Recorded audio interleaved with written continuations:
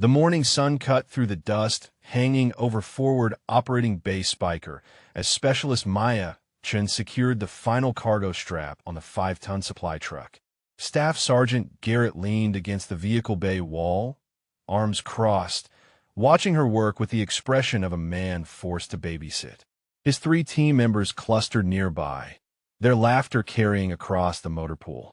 Rodriguez nudged Martinez with his elbow.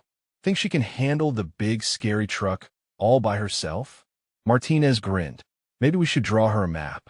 With pictures. The jokes rolled easy between them, while Chun methodically checked each tie-down point, her movements precise despite their commentary drifting her direction. Garrett pushed off the wall and approached the truck bed. You good to drive this thing, Specialist? Chen glanced at him, her expression neutral. Yes, Staff Sergeant. Been driving 5 tons for 11 months. He nodded slowly. Right, just making sure. Wouldn't want you getting lost between here and the city. His tone carried the weight of doubt, wrapped in false concern. Chun climbed into the driver's seat while the Rangers mounted up in their Humvees. Collins took position in the passenger seat beside her, his M4 held across his chest. First time rolling into Ramadi, Specialist? Chun started the engine. No. Collins settled back. Cool. Just stay on the convoy route and you'll be fine. Chen's eyes tracked the roofline of buildings beyond the wire as she responded. I know the route. The convoy rolled out at 0:100. 2 Humvees bracketing Chen's supply truck.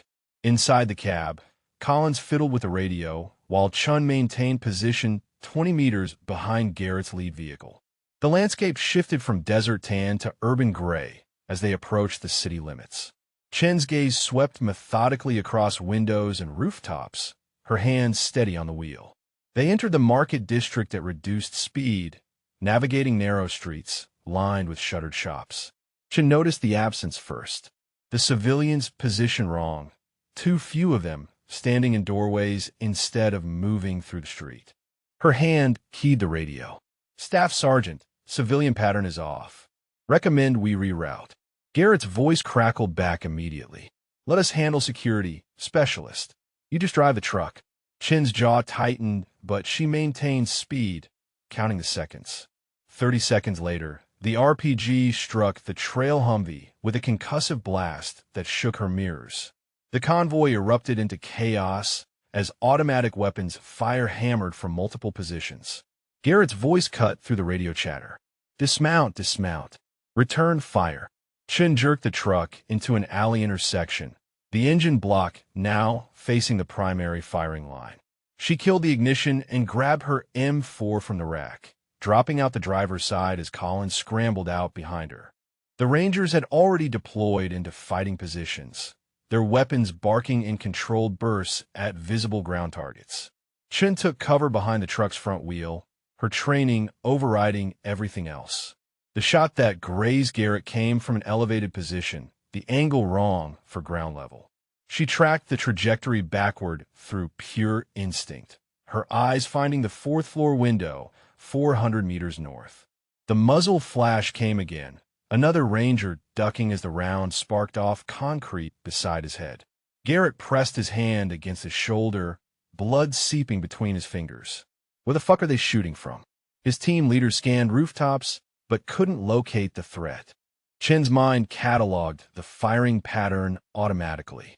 Multiple elevated positions, coordinated fields of fire, professional placement. This was not random militia. The radio erupted with Garrett's voice calling for quick reaction force backup. Command response cut through 2 seconds later. QRF is engaged, separate contact. Hold your position. 25 minutes. Garrett swore and keyed his team net. We're pinned here. Suppress those ground targets and find me those fucking snipers. Chen remained behind the engine block while gunfire cracked overhead. Her eyes moved between firing positions, counting muzzle signatures and calculating angles.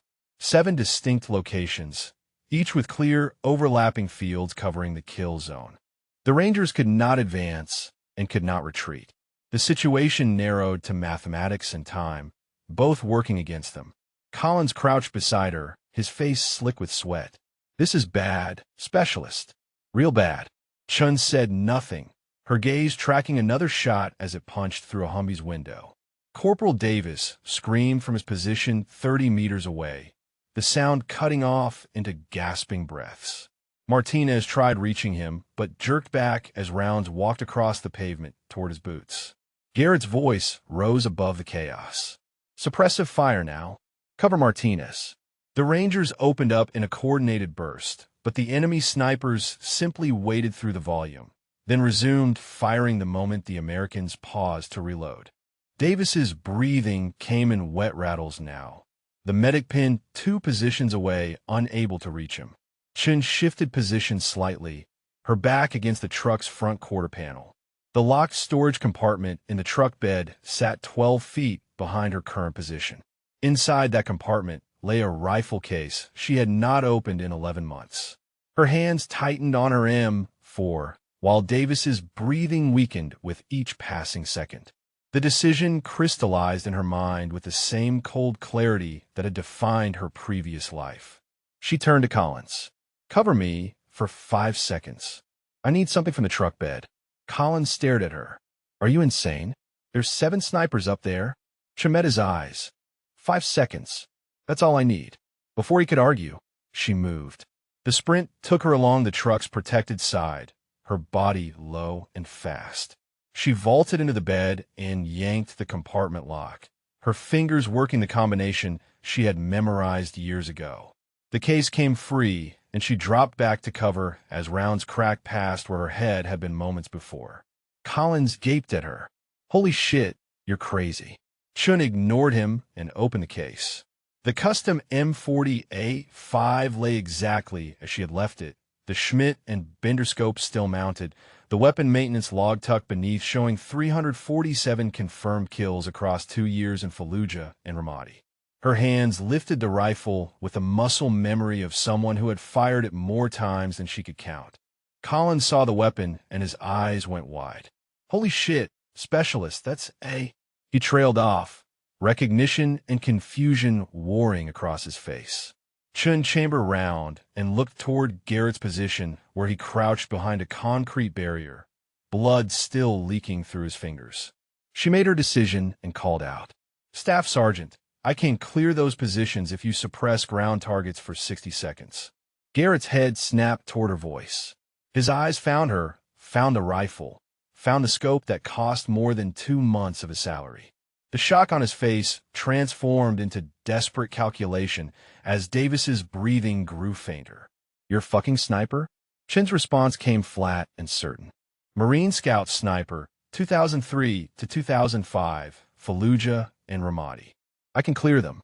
The silence stretched for 3 seconds while automatic weapons fire continued around them. Then Garrett made his choice. "Collins, Ramirez, suppressive fire on ground targets, 60 seconds on my mark."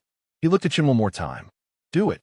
Chin moved to the corner position that offered better angles, her body settling into the familiar stance she thought she had left behind forever. Chun assembled the rifle with movements so automatic they bypassed conscious thought. 23 seconds from case to ready, the same time it had taken her in Fallujah, when seconds meant the difference between saving Marines or watching them die. The weapon settled against her shoulder like coming home to a place she had sworn never to visit again. Garrett gave the mark, and suppressive fire erupted from 3 positions. The volume created exactly what Chin needed, a wall of sound and fury that pulled enemy attention downward while she acquired her first target. The construction site, 340 meters northeast, held a shooter positioned behind rebar and concrete rubble. Through her scope, the man's profile appeared in sharp detail, his own rifle tracking toward Martinez's position. Chin's breathing slowed to the rhythm she had practiced 10,000 times. Wind reading came automatically, the dust patterns and heat shimmer telling her 4 miles per hour left to right. Elevation 37 feet above her position, requiring 0.6 mil adjustment. Her crosshairs settled on the gap between his shoulder and the concrete he used for cover.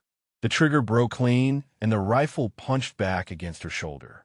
The target dropped without sound, at least none that reached her over the suppressive fire still hammering from Garrett's team. Chen's hands worked the bolt and swung the rifle 23 degrees right, already acquiring the second position before her first spent casing hit the ground. The minaret 425 meters east-northeast held another shooter, this one smart enough to stay back from the opening, but not smart enough to account for scope magnification at this range.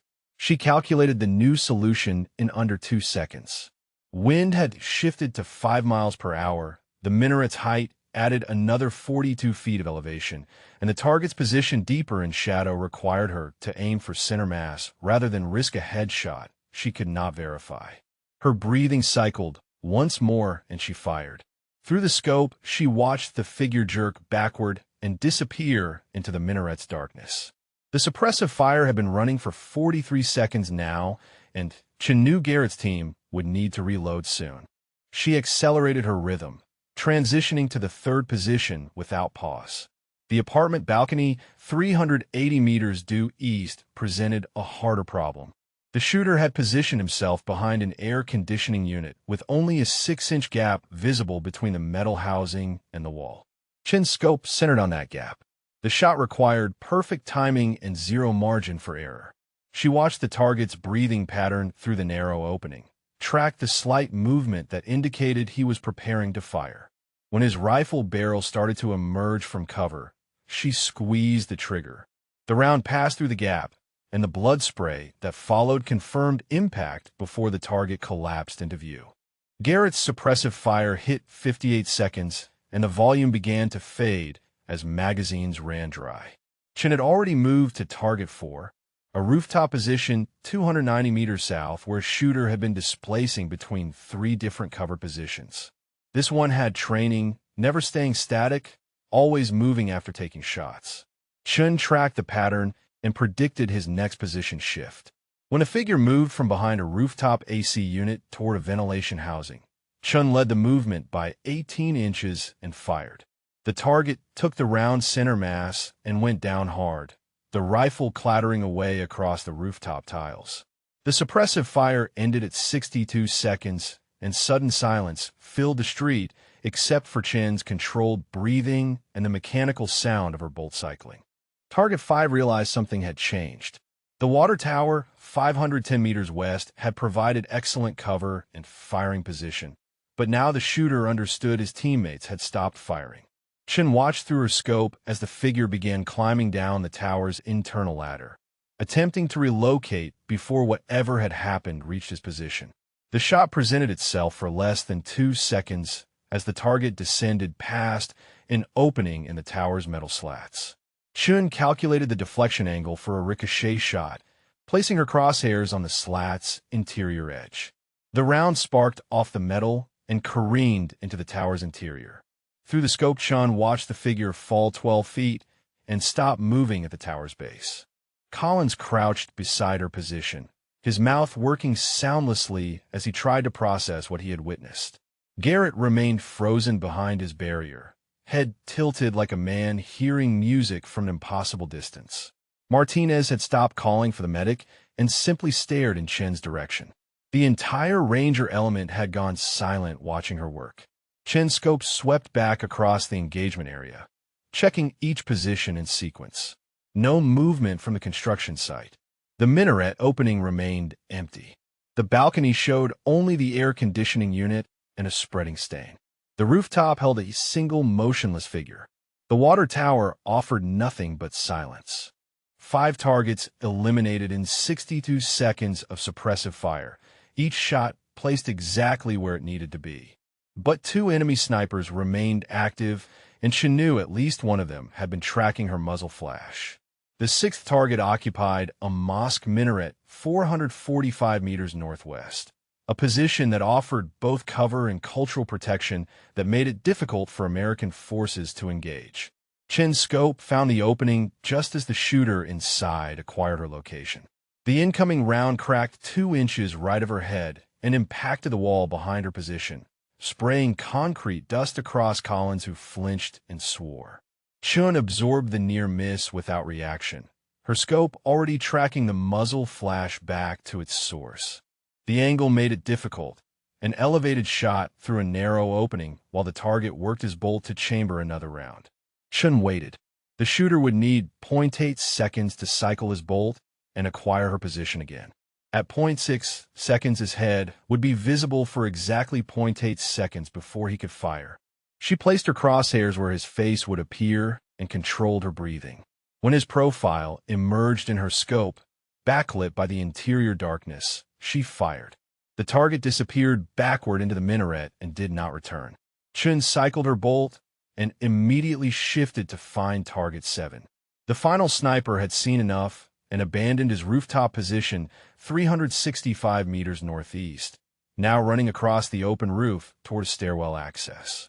The desperation in his movement told Chen everything about his training level and decision-making under pressure. She led the running figure by 2 body lengths, accounting for his speed and the downward angle.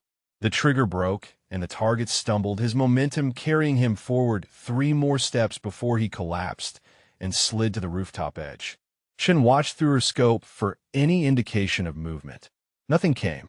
She maintained her sight picture for 20 more seconds, scanning all 7 positions in methodical sequence.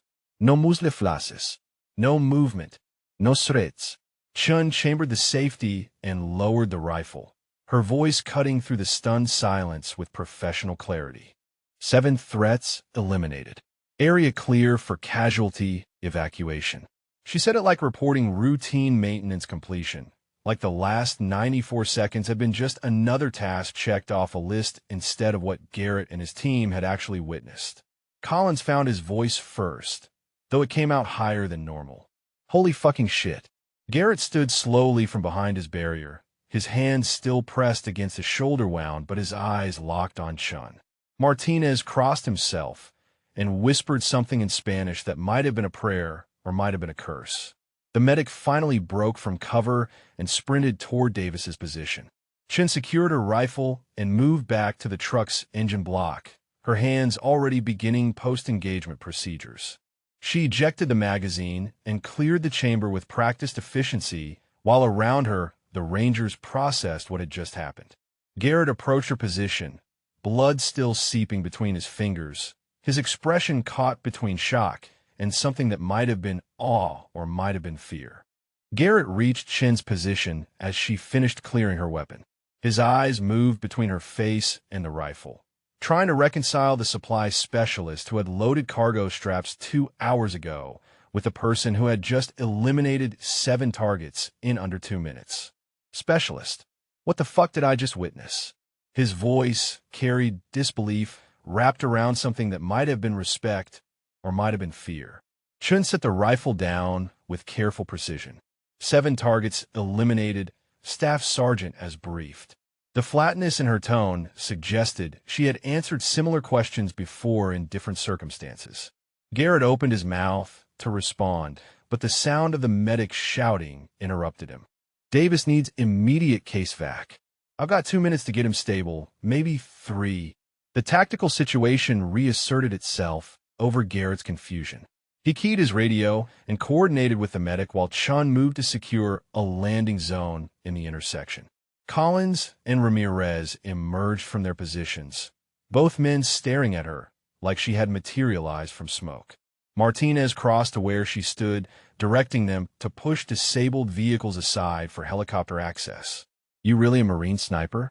Martinez's question came quiet enough that only Chen heard it. She nodded once without elaborating. Martinez processed this information while helping drag a damaged Humvee 3 feet left. My cousin was in Fallujah. 2nd Marines, house-to-house stuff. Said the snipers saved his squad 4 times. Chen's expression softened fractionally. A lot of good Marines in Fallujah. Martinez seemed to want more, but the approaching rotor sounds cut off further conversation. The quick reaction force Blackhawk settled into the intersection 18 minutes after Garrett's initial call, the downwash scattering debris and creating a dust cloud that reduced visibility to 10 meters. The medic loaded Davis onto a stretcher while 2 QRF operators provided cover. Captain Morrison dismounted behind them, his uniform still crisp despite the heat, his expression demanding answers before he had even assessed the scene. Garrett intercepted Morrison before he reached the casualty. Sir, we got hit by coordinated ambush. 7 enemy snipers had us pinned in a perfect kill zone. Morrison's eyes swept the street, counting impact marks and disabled vehicles. 7 snipers? How many casualties? Garrett's response came carefully measured. Davis critical. Martinez walking wounded. I took a graze. Morrison's expression shifted toward anger. How the hell did you break out of a 7-shooter trap without losing half your element? Garrett's pause lasted long enough that Morrison's eyes narrowed. Staff Sergeant, I asked you a direct question. Garrett straightened despite his shoulder wound. Specialist Chen neutralized all sniper threats, sir. Morrison's head turned slowly toward where Chan stood near the supply truck, her rifle case now closed and secured in the truck bed. The supply specialist? His tone made it clear he thought Garrett was experiencing shock-induced confusion. Garrett's voice firmed with conviction. Sir, I watched her drop 7 enemy snipers in under 2 minutes. 7 shots, 7 kills, including a counter-sniper engagement and a moving target at over 300 meters. Morrison stared at him for 3 seconds before walking toward Chen's position. Collins and Ramirez stepped aside as the captain approached, both Rangers suddenly finding urgent tasks requiring their attention elsewhere.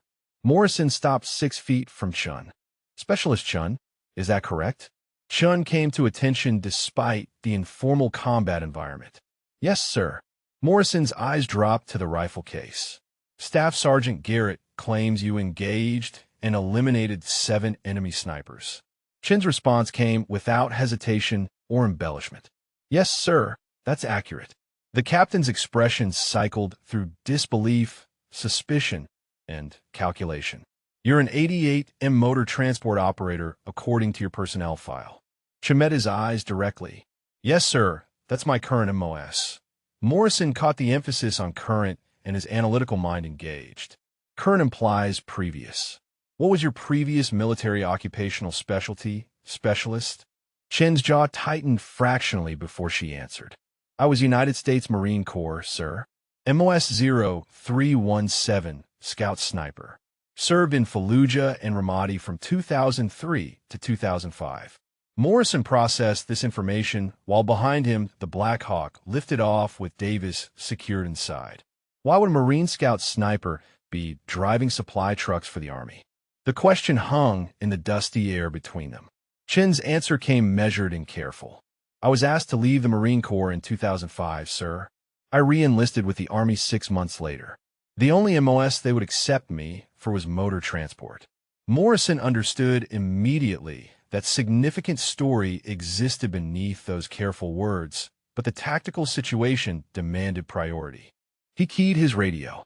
All elements. This is Morrison. Threat is neutralized. Continue mission. Then to Garrett. Get your wounded treated and your vehicles assessed. I want detailed after-action reports from everyone within 2 hours. His eyes returned to Chun.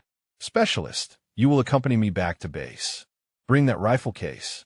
The return convoy moved through Ramadi without incident, the enemy element apparently having no reserves willing to engage after losing 7 snipers.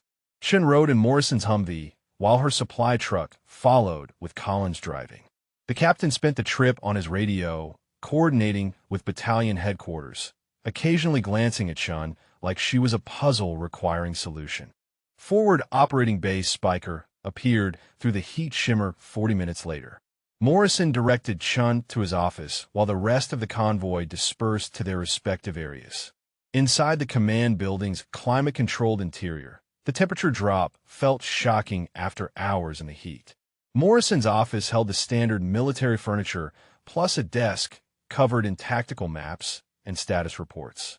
Sit, specialist. Morrison pointed to a chair while he moved behind his desk. Chen sat with her rifle case held across her lap.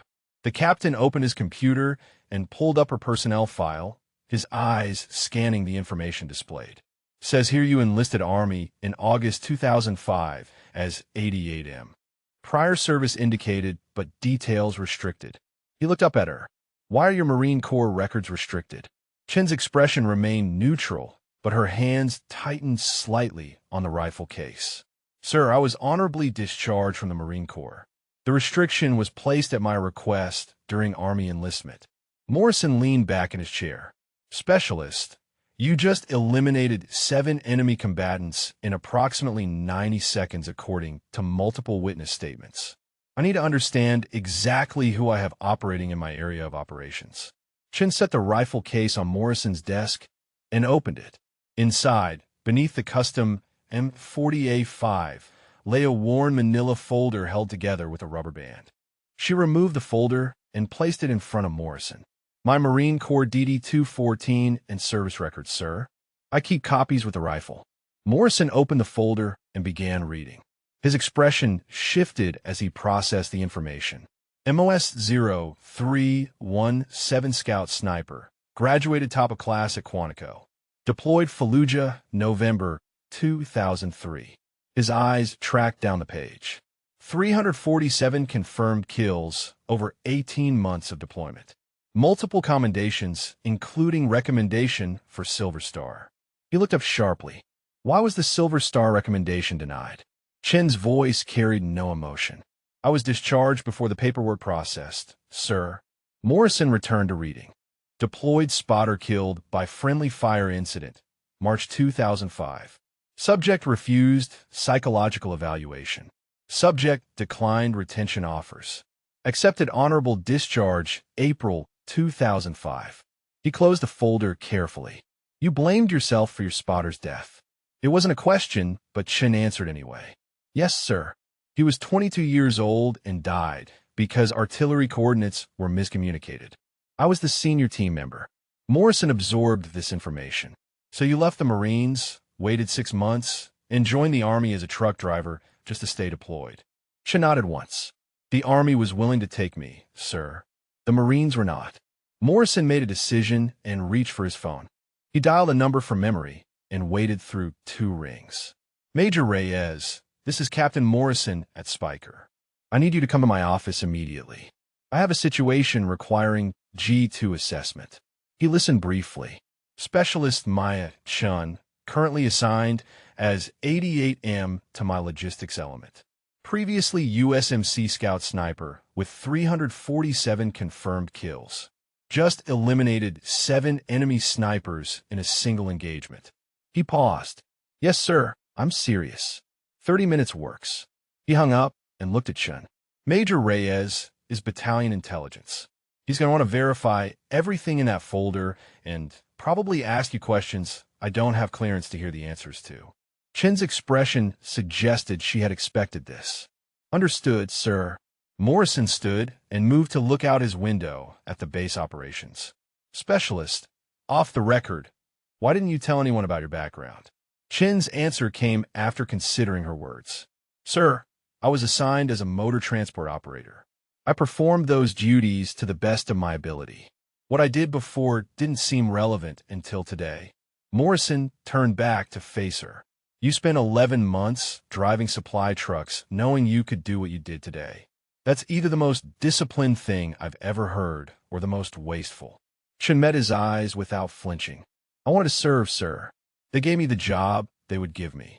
Major Reyes arrived 28 minutes later carrying a secure laptop and wearing the focused expression of an intelligence officer presented with an anomaly requiring immediate classification. Morrison made introductions while Reyes set up his equipment on the corner of the desk. Chen remained seated with her rifle case and service record folded position between them like evidence at a hearing. Reyes opened Chen's Marine Corps file on his laptop, cross-referencing it against her current Army personnel record. The disconnect between the two created visible confusion on his face. Specialist Chen, you graduated Scout Sniper School, ranked first in your class with the highest marksmanship scores recorded in the program's history up to that point. Chen acknowledged this with a slight nod. Yes, sir, that's accurate. Reyes continued reading, his finger tracking down the screen. First deployment Fallujah, attached to 1st Battalion 8th Marines. 43 confirmed kills in first 2 months. He looked up. Most snipers take 6 months to get their first confirmed kill. You averaged 1 every 3 days. Chen's expression remained neutral. Fallujah was a target-rich environment, sir. The Major returned to his screen. 2nd Deployment Ramadi, attached to 2nd Battalion 5th Marines. 271 confirmed kills over 13 months. Multiple commendations for missions supporting Marine infantry operations. Then in March 2005, your spotter Lance Corporal Timothy Rodriguez was killed during a fire support mission. Chen's hands tightened on her knees, but her face showed nothing. Reyes read directly from the incident report. Friendly artillery strike on building adjacent to your hide position. Rodriguez died instantly from shrapnel wounds. You were uninjured but refused to leave his body for 8 hours until extraction arrived. Chen's voice came flat. He was my responsibility, sir. I wasn't leaving him. Morrison interjected from where he stood by the window. The report says you refused psychological evaluation and declined all retention offers. Reyes nodded while pulling up another document. Marine Corps wanted to keep her. Offered positions at Quantico as an instructor, offered transfer to different units, offered extended leave. She refused everything and requested immediate discharge. Chen finally spoke without prompting. I couldn't continue, sir. Every time I looked through a scope, I saw Rodriguez. Every time I called windage, I heard his voice confirming. I was not fit to be a sniper anymore. Reyes studied her carefully. But you kept your rifle. Maintained it. Brought it to Iraq when you re-enlisted as a truck driver. That suggests you weren't as finished as you thought. The observation hung in the air before Chen responded. I couldn't leave it behind, sir. It felt like abandoning what Rodriguez and I accomplished together. So I kept it. Maintained it. Just never thought I would use it again. Morrison crossed his arms. Until today, when you had no choice. Reyes pulled up another file, this one showing helmet camera footage from Garrett's team. Command uploaded this 20 minutes ago. I want you to walk me through the engagement. Chun straightened in her chair while Reyes turned the laptop so all three could see the screen. The footage showed grainy but clear video of the ambush from Collins's perspective, including the moment when Chun moved to retrieve her rifle case. She narrated the sequence with clinical precision. 7 enemy sniper positions covering the kill zone in overlapping fields of fire. Rangers pinned with 2 wounded and quick reaction force delayed. Conventional infantry tactics would not break the containment without additional casualties. Reyes paused the video at the moment Chun raised her rifle.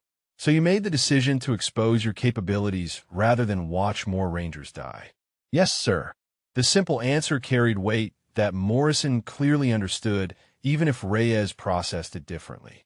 The Major resumed playback, watching through Chen's shooting sequence. The helmet camera caught only audio and the reactions of Rangers around Collins, but the timestamps showed the progression. Reyes stopped the video after 94 seconds. 7 targets eliminated. No misses recorded. That's a perfect engagement under combat stress. Chen's response came quietly.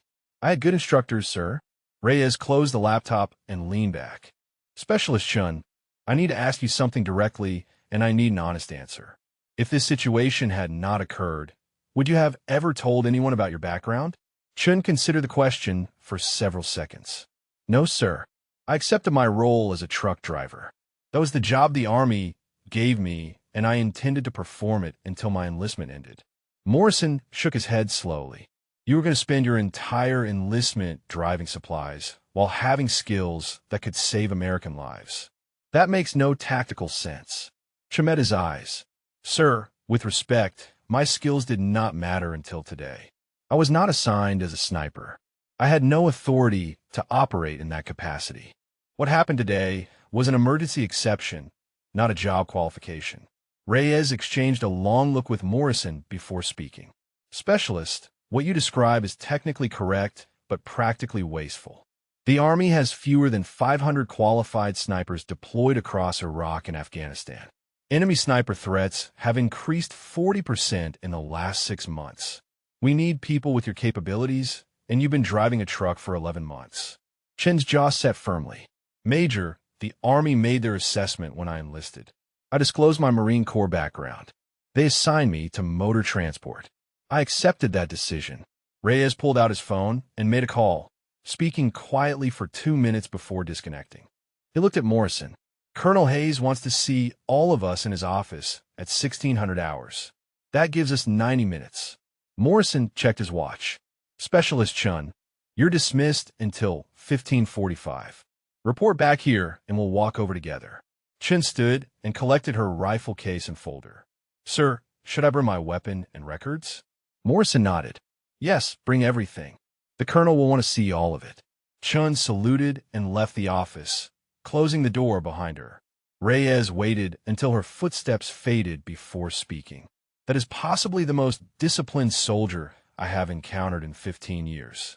She has elite-level skills and chose to hide them rather than push for recognition.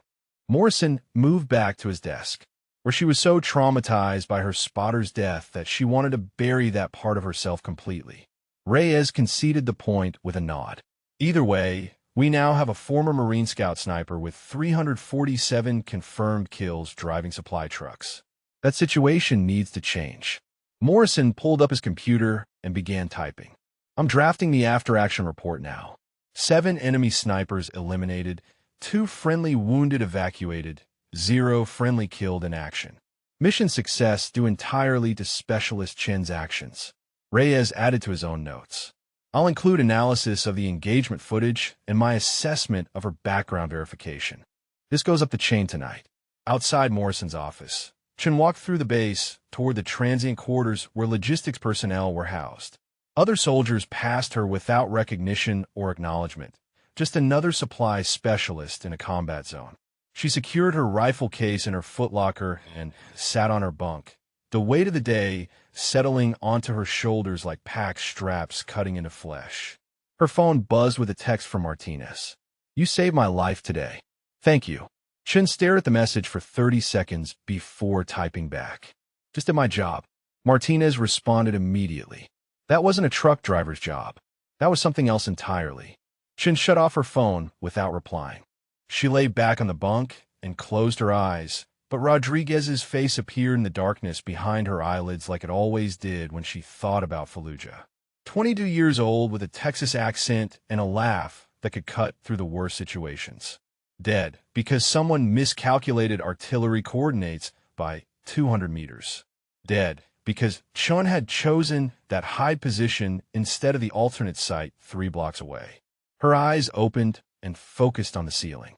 Today she had used the skills Rodriguez helped her develop, the call-outs he would give for wind and range, the breathing rhythm they had synchronized over hundreds of shots. 7 enemy snipers eliminated using techniques he had died, helping her perfect. The symmetry felt wrong and right simultaneously, like closing a circle that should have remained broken. At 15:45, Chun returned to Morrison's office in a fresh uniform with her rifle case and records. The captain and Major Reyes waited by the door, both men wearing expressions suggesting the next conversation would determine more than just her immediate assignment. Morrison gestured toward the exit.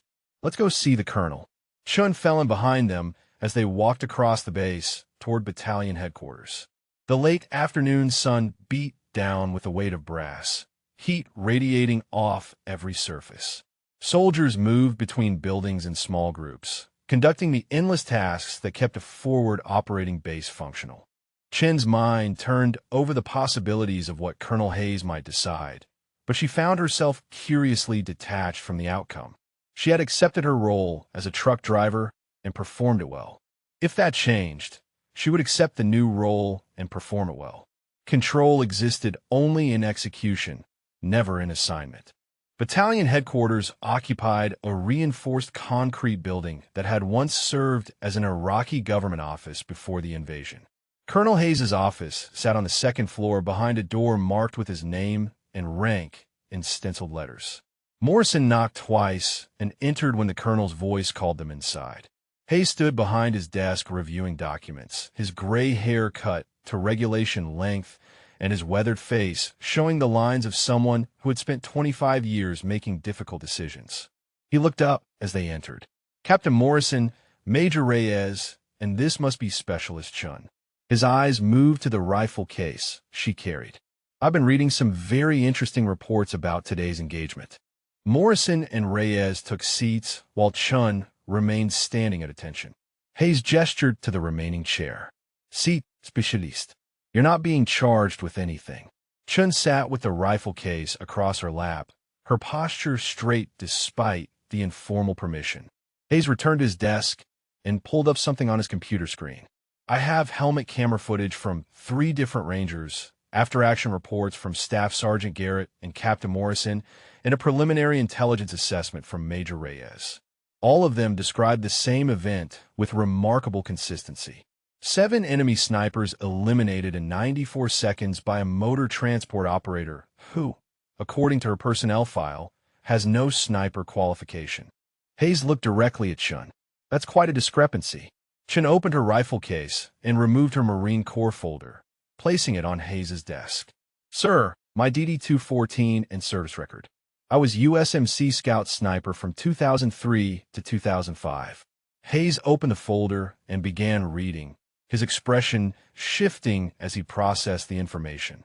347 confirmed kills. Silver Star recommendation. "Why am I only learning about this now?" Reyes spoke up. "Sir, Specialist Chun disclosed her prior service when she enlisted Army, but the details were restricted at her request. The system flagged her as prior service, but didn't transfer her complete Marine Corps record." Hayes continued reading through the documents. "Spotter killed in friendly fire incident. Refused retention offers and requested discharge." He looked up at Chun. "You left the Marines because of guilt." "Yes, sir." Hayes set down the folder carefully. "But you kept your weapon and maintained your skills." Chun's response came measured. "I kept my weapon because it represented 18 months of work with my spotters, sir. I didn't maintain my skills. I locked the rifle away and drove trucks." Hayes leaned back in his chair. "Yet today, you eliminated 7 targets with perfect accuracy under combat stress after 11 months away from the scope." Chun had no answer that would satisfy the implied question, so she simply said, "The muscle memory remained, sir." Hayes exchanged looks with Morrison and Reyes before standing and walking to his window. "Specialist Chun, I'm going to be direct with you. The Army needs snipers desperately. Enemy sniper activity has killed 18 American soldiers in this sector in the past 3 months. We have 4 qualified snipers covering an area of operations that requires at least 15. He turned back to face her. "You have more confirmed kills than any sniper currently deployed in Iraq. You just demonstrated that your skills are not only intact, but arguably superior to most active snipers. Yet you've been driving supply trucks because you feel guilty about something that was not your fault." Chin's jaw tightened, but she maintained her composure. "Sir, with respect, the guilt is mine to carry regardless of fault assessment." Hayes nodded slowly. "I understand that, Specialist. But guilt doesn't change tactical reality. I have Rangers and infantry soldiers dying to enemy snipers while someone with your capabilities drives a truck. That's not acceptable anymore." Chin's hands gripped her knees. "Sir, I re-enlisted as 88M. That's the MOS the Army assigned me. I don't have authority to change that assignment." Hayes returned to his desk and picked up his phone. "Give me the G1 shop." He waited briefly. "This is Colonel Hayes. I need immediate MOS reclassification authority for a specialist in my battalion." He listened for 10 seconds. "I'm invoking operational necessity clause under combat conditions. Authorization code is in my personnel file." He waited again. "Specialist Maya Chun, currently 88M, reclassifying to 11B with B for additional skill identifier effective immediately." "Yes, I'll send the supporting documentation within the hour." He hung up and looked at Chun. "Specialist, effective right now, you are no longer a truck driver. You are infantry with sniper qualification. You will be assigned to Battalion Scout Platoon under Captain Torres." Chun sat completely still, processing the unilateral change to her military career. "Sir, I didn't request this reassignment." Hayes' voice carried finality. "I'm not asking your permission, Specialist. I'm giving you an order based on operational requirements. 18 dead Americans in 3 months versus your personal feelings about guilt. That's not a difficult command decision." Chin's training demanded she accept orders without argument, but her voice carried an edge when she spoke.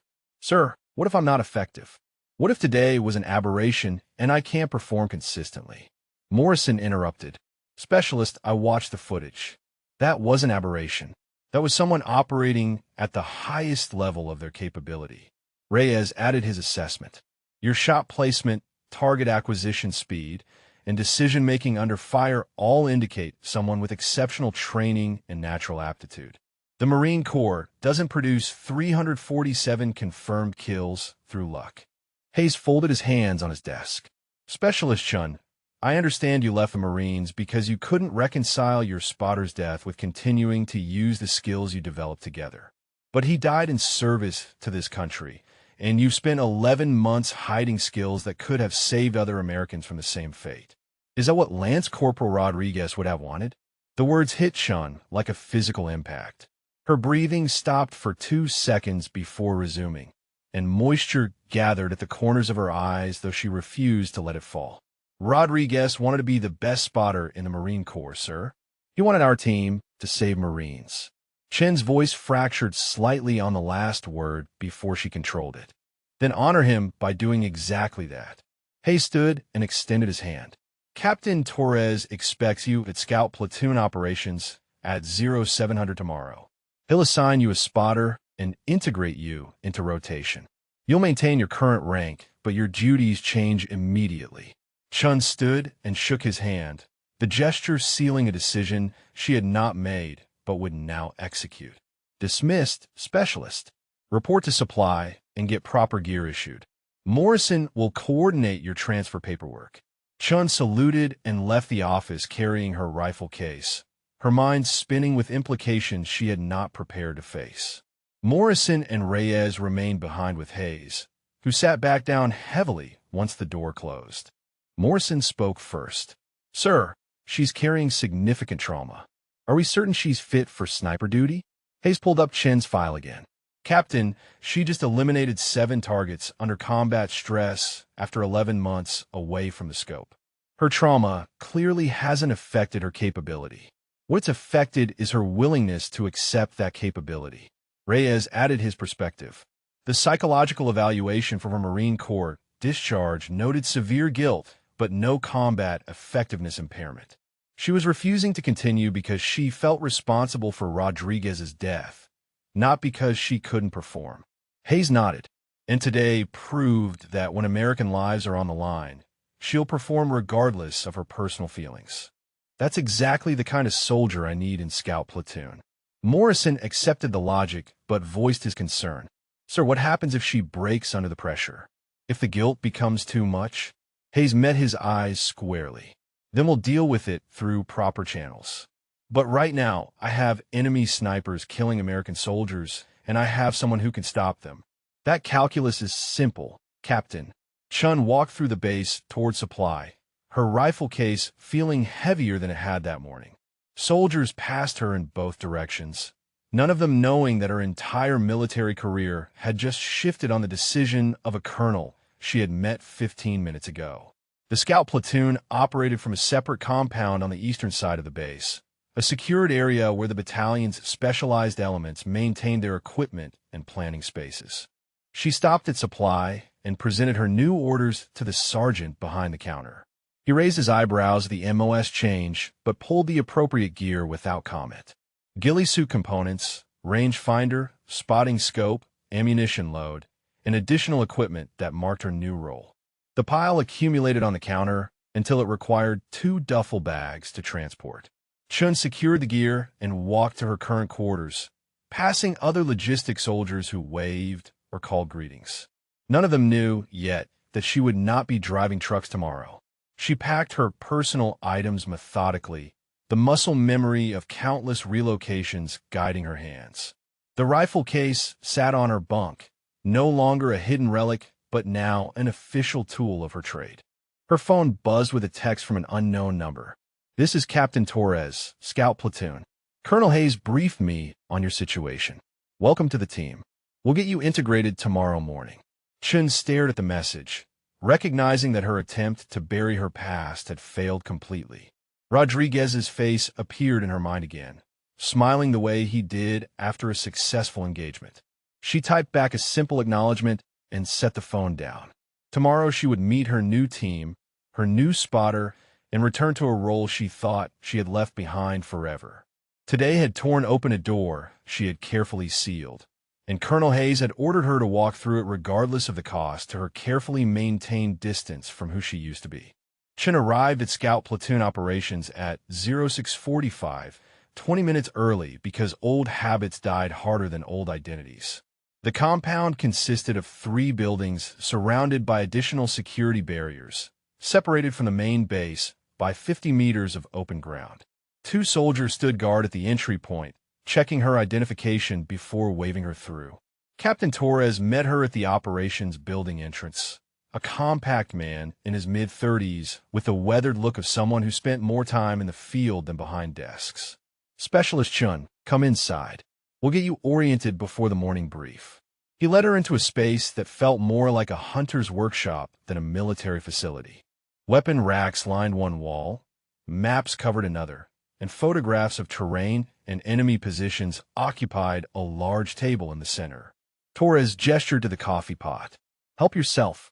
We run on caffeine and bad decisions here." Chen poured a cup while Torres pulled up a chair. "Colonel Hayes sent me your complete file last night. 347 confirmed kills over 18 months is impressive by any standard. Most of our guys have between 15 and 30. Chen sipped her coffee without responding to the implied comparison. Torres continued without waiting for acknowledgement. "We currently have 6 qualified snipers in the platoon covering sector operations. You'll make 7, which helps but doesn't solve our coverage gaps. Enemy sniper activity has increased significantly in the past 2 months." He pulled up a map showing red markers scattered across the urban areas. Each marker represents a confirmed enemy sniper position from the last 60 days. Chun counted 32 markers. Her tactical mind engaged automatically. Concentration patterns suggest 3 separate cells operating in coordinated zones. Torres nodded with approval. "Exactly what we assessed. You're looking at approximately 12 to 15 enemy snipers working in rotation. They've killed 18 Americans and wounded 26 more." Chun studied the map more carefully. The spacing and angles indicate professional training, not militia. Torres leaned back in his chair. "Intelligence thinks they're former Iraqi military or possibly foreign fighters with formal sniper school training. They're good, disciplined, and patient. We've only managed to eliminate 3 of them in 2 months." Chun traced firing lines across the map with her finger. "Your counter-sniper teams are predictable. Same hide positions, same patrol routes, same timing windows. The enemy knows your patterns." Torres's expression shifted from assessment to interest. "You got all that from looking at a map for 30 seconds? Chun set down her coffee. "The markers show successful engagements clustered along predictable American patrol routes. Your snipers are positioning themselves to cover patrols instead of hunting enemy positions proactively. That's defensive doctrine, not hunter doctrine." Torres smiled slightly. "You really are a Marine Scout sniper. That's exactly the problem my team leaders have been arguing about for 2 weeks." Chen met his eyes. "Sir, defensive positioning means enemy snipers control the initiative. They pick time and place while your teams react. That math never works in our favor." Torres stood and called toward an adjoining room. "Wait, get in here." A staff sergeant emerged carrying a rangefinder and map case. "This is Staff Sergeant Kyle Wade, my senior spotter. He'll be working with you." Wade extended his hand and Chen shook it, noting his firm grip and direct eye contact. Wade looked at Torres. "Sir, this is the specialist who dropped 7 targets yesterday." Torres nodded. "Same person." Wade studied Chun with open curiosity. "I heard the reports, but didn't believe them until I saw the footage. That counter-sniper shot through the minaret was textbook perfect." Chun felt uncomfortable with the praise. "Just applied fundamentals, Staff Sergeant." Wade laughed. "Fundamentals under return fire at 445 meters through a narrow opening while your target had you acquired? That's not fundamentals, specialist. That's something else." Torres interrupted before Chun could respond. "Wade, I want you and Chun to review our current hide positions and recommend changes. If she's right about predictability, We need to adjust our doctrine. Wade grabbed his gear. Let's go walk the perimeter, and I'll show you our standard positions. Chun collected her rifle case and followed him outside into morning sun that already carried heat, promising another brutal day. They walked along the compound's edge while Wade pointed out the 6 primary hide sites his teams rotated through when providing overwatch for base operations and patrol departures. Chin studied each position with critical eyes, trained by 18 months of survival-dependent analysis. Too close to the wire. Enemy spotters can track your movement in and out. Wade made notes. What about the second position? Chin shook her head. Roofline silhouette. You're visible against sky from 3 different approach vectors. Wade frowned. We've been using these positions for 4 months without enemy contact. That's because they don't need to engage your Overwatch teams. They're targeting patrols where your coverage has gaps. Chun pointed to the map Wade carried. Show me your coverage zones for a standard patrol route. Wade traced the typical path with his finger, marking where scout teams provided Overwatch. Chun identified 3 gaps immediately. Here, and here. These transition points have no coverage overlap. Enemy can engage and displace before your teams can acquire them. Wade stared at the gaps she had identified in 15 seconds. Son of a bitch. We've been leaving doors open and wondering why they keep getting through. Chin pulled out her own map and marked alternative positions. If you move your primary hides to these locations, you get overlapping fields of fire covering the transition points. Enemy can engage without exposing themselves to at least 2 of your teams. Wade studied her marks carefully. These positions are farther from base. Means longer movement time to establish hides. Chin nodded. Also means enemy can't pattern your rotation. You vary entry routes, timing, and approach vectors. Makes you unpredictable. Wade looked up from the map. You've thought about this stuff a lot. Chin's voice carried memory. I spent 18 months staying alive by being unpredictable. Wade seemed to understand she meant more than just tactical positioning. They returned to operations where Torres waited with 2 other sniper teams. He gathered everyone around the map table. Chun, brief everyone on your assessment. She felt the weight of 6 experienced snipers watching her, a truck driver assigned yesterday, who was now critiquing their established procedures. Her Marine training pushed past discomfort into professional clarity. She laid out her analysis in concise terms. Current positions predictable, coverage gaps exploitable, defensive doctrine surrendering initiative to enemy. Recommended position changes to create overlapping fields, irregular rotation schedules to prevent pattern recognition, proactive hunting operations targeting known enemy zones rather than reactive overwatch. The briefing took 4 minutes and created visible disagreement among the assembled team members. Sergeant First Class Martinez spoke first. With respect, Specialist, we've been running counter-sniper operations for 6 months. These positions were chosen for specific tactical reasons. Chin met his skepticism directly. Then why have you only eliminated 3 enemy snipers while they've killed 18 Americans? The question landed with uncomfortable weight. Torres interjected before Martinez could respond. Martinez, she has a valid point. Our current approach isn't working based on measurable results. Her recommendations align with hunter-killer doctrine that worked in Fallujah. Chun caught the colonel's trust in Torres's willingness to consider outside perspective. Martinez subsided, but his expression suggested he would watch her performance closely before accepting her expertise. Torres made his decision. We'll implement Chin's position recommendations, starting with tonight's Overwatch rotation. Wade, you and Chun will take the primary hide at her recommended location, covering the northeast transition point. Martinez, you and Cooper adjust to the secondary position here. He marked the map. We run this for 72 hours and assess results. The meeting broke up with teams moving to prepare equipment. Wade approached Chun while others departed. You just made some people uncomfortable. Chun secured her rifle case. Good tactics matter more than comfortable feelings, Staff Sergeant. Wade grinned. You're going to fit in fine here. Come on, let's get our gear sorted for tonight. They spent the next 3 hours reviewing equipment, synchronizing communication protocols and conducting range work so Wade could observe Chen's shooting fundamentals. On the rifle range, Chen fired 20 rounds at targets from 300 to 600 meters. Every round landed within a 2-inch group despite 11 months away from regular practice. Wade recorded each shot through his spotting scope, calling adjustments that Chen incorporated smoothly. After the final shot, Wade lowered his scope. "I worked with 8 different snipers in my career. You're the best shooter I've seen." Chen cleared her weapon mechanically. Rodriguez was better. Wade caught the past tense and the weight behind it. "You're a spotter from the Marines?" Chen nodded once. Wade didn't push for details. "I read about him in your file." "I'm sorry." Chen secured her rifle in its case. "He was 22 and better at calling wind than anyone I've worked with. Today would have been his 30th birthday."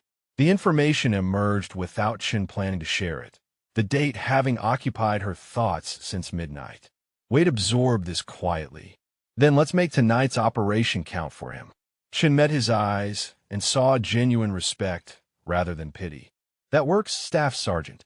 They returned to operations for final brief before tonight's mission. Torres reviewed patrol schedules, communication frequencies, and rules of engagement. "You'll establish hide position at 2200 hours. Patrol departs at 0300 and transits through your sector at approximately 0345. Enemy sniper activity typically occurs in the 30-minute window after dawn, so expect contact between 0530 and 0600. Chun studied the terrain photos. "What's our displacement protocol if engaged?" Torres pointed to marked routes. "Primary exfiltration here, secondary here. QRF will be staged at this location with 8-minute response time." Chen calculated angles and distances. "If enemy engages our position, they'll be exposed to counterfire from Martinez's secondary position. That's good coverage." Torres nodded. "That's the point of overlapping fields. Something your predecessor doctrine didn't account for." He checked his watch. "You've got 12 hours until mission. Get rest, food, and mental prep. This is your first operation with us, and I need you sharp." Chen acknowledged and left with Wade to secure their gear. Chun and Wade moved through darkness toward their hide position at 20 on a 4 to 5, giving themselves extra time to establish properly. They carried full combat loads plus specialized equipment, moving in tactical bounds with Wade navigating while Chun provided rear security. The position Chun had selected occupied the 3rd floor of a partially collapsed administrative building 400 meters from the base perimeter. Wade checked the structure's stability before they climbed the interior stairwell, testing each step for soundness. The building had taken damage from fighting 2 years prior, but the concrete frame remained solid. They reached the 3rd floor and moved to the northeast corner where Chun had identified optimal firing lanes. Wade set up the spotting scope while Chun arranged her shooting position with careful attention to concealment and stability. The hide overlooked a street intersection where patrols transitioned from secured territory into contested zones. Chen's previous assessment had identified this as a gap in coverage where enemy snipers could engage without immediate counterfire. Her new position closed that gap while providing clear sight lines across 600 meters of urban terrain. Wade completed his setup and keyed his radio. "Eagle 2 in position, primary hide established." Torres's voice came back immediately. "Copy Eagle 2. Eagle 1 reports secondary position established." Martinez and Cooper had taken their assigned location 300 meters west, creating the overlapping coverage Chun had recommended. Torres continued. "Patrol departs 0300 on schedule. Weather forecast shows clear conditions, minimal wind. Maintain position and report any contacts." Chun settled into her shooting position and began the mental preparation she had learned in Scout Sniper School. Her breathing regulated to a controlled rhythm while her eyes adjusted to available light. The night vision scope mounted on her rifle provided green-washed visibility across the street below. Wade scanned with his spotting scope, cataloging vehicles, doorways, and potential threat positions. Hours passed in silence, broken only by occasional radio checks. Chen's mind drifted to Rodriguez, despite her attempts to maintain focus. He would have appreciated this hide position, the way it commanded multiple approach vectors while offering concealed displacement routes. He would have made some joke about Wade's Texas accent or commented on the temperature difference between Iraq and their previous Fallujah operations. Wade's voice pulled her back to present. Movement 200 meters north, rooftop level. Chen's scope swung to the indicated position. A figure moved between air conditioning units, the thermal signature distinct against cooler concrete. Wade tracked the movement through his scope. Single individual, carrying long profile. Could be enemy spotter. Chun watched the figure settle into a position behind an AC unit with clear sight lines toward the intersection below. The setup matched enemy sniper team positioning. Wade keyed his radio. Eagle 1, this is Eagle 2. We have possible enemy spotter 200 meters north of primary position, rooftop level. Stand by for coordinates.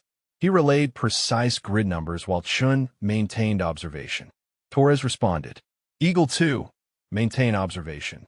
Do not engage unless patrol is threatened. We need to confirm this is enemy before compromising your position. Chun acknowledged while tracking the figure through her scope.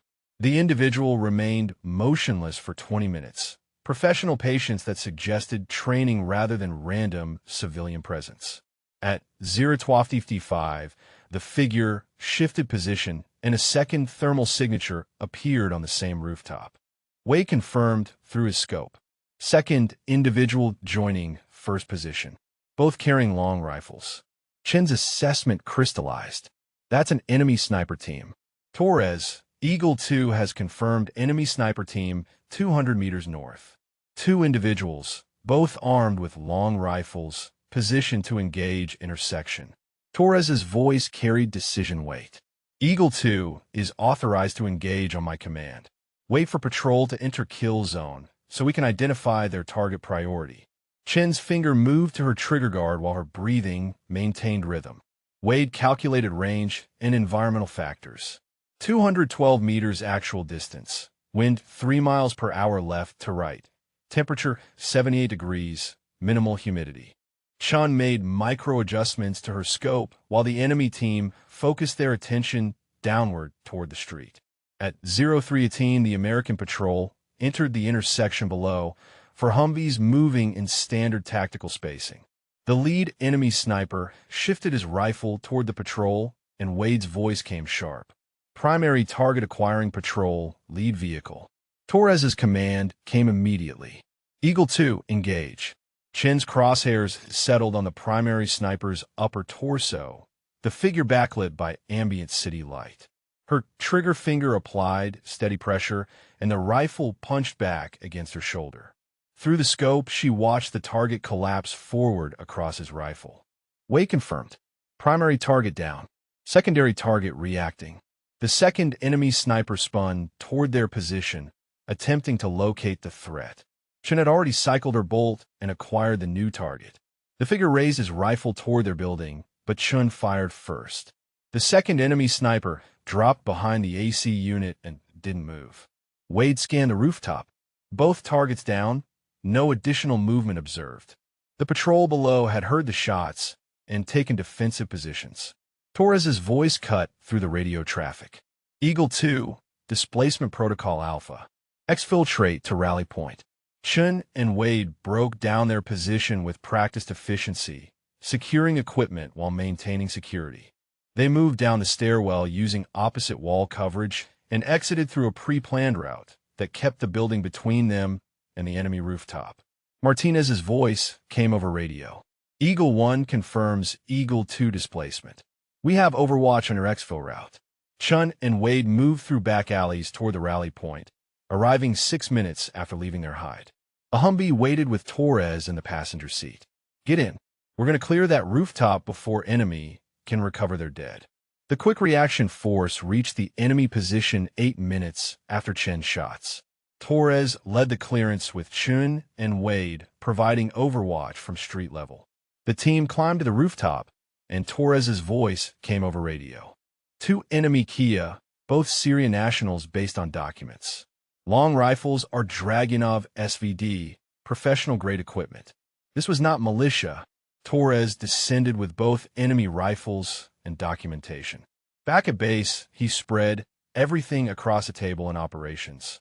Chen examined the Dragunov rifles, both well-maintained and equipped with quality optics. Wade reviewed the documents with Torres. These guys were foreign fighters with formal training. The documentation shows they've been operating in this sector for 3 months. Torres looked at Chen. Your assessment was correct. They were hunting our patrols from positions we couldn't counter. Your hide location closed their advantage. Chen felt no satisfaction in the confirmation, only the familiar empty weight that came with confirmed kills. Rodriguez's face appeared in her mind, remembering his reaction after their first engagement together. He had been excited where she felt hollow. Torres continued his analysis. Intelligence will want these documents and weapons. This confirms what we suspected about organized foreign sniper cells. Chen, your first operation with Scout Platoon just eliminated 2 trained enemy snipers without friendly casualties.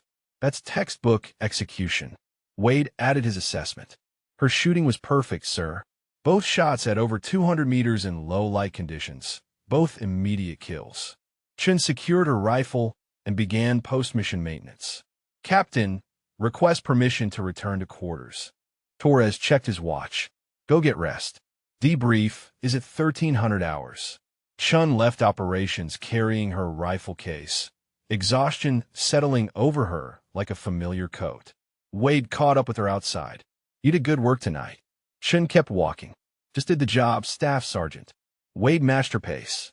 I worked with a lot of snipers. Most of them get excited after confirmed kills, want to talk about the shots, replay everything. You look like someone who just finished filing paperwork. Chen stopped and faced him. Staff Sergeant, I've had this conversation before. Killing people isn't exciting. It's necessary sometimes, but it's not something I celebrate. Wade held up his hands. Not judging, just observing. Rodriguez was your spotter? For how long? Chen's jaw tightened. 13 months. Wade nodded slowly. That's a long time to work with someone that closely. You probably knew what he was thinking before he said it. Chen's voice came quieter. Usually yes. Wade seemed to understand something unspoken. I'm not trying to replace him. Just trying to be a good spotter for you. Chen appreciated the directness. I know, Staff Sergeant. It's just different. Wade smiled slightly. Everything's different until it becomes familiar. Give it time. Chen acknowledged and continued toward quarters. Inside her room, she cleaned her rifle with methodical attention while her mind processed the night's engagement. 2 enemy snipers eliminated, both professional fighters with training and equipment. The math suggested a larger organization supplying and directing these teams. Her phone buzzed with a text from an unknown number. This is Garrett. Heard you got 2 tonight. Rangers owe you for yesterday, and Scout Platoon owes you for today.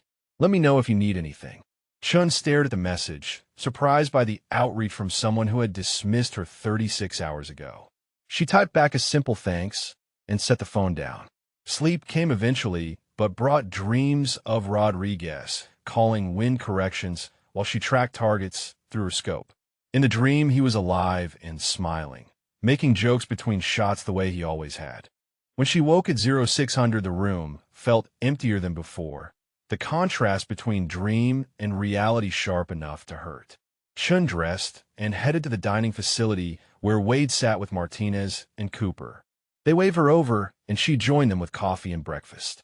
Martinez spoke first, his earlier skepticism replaced by professional respect.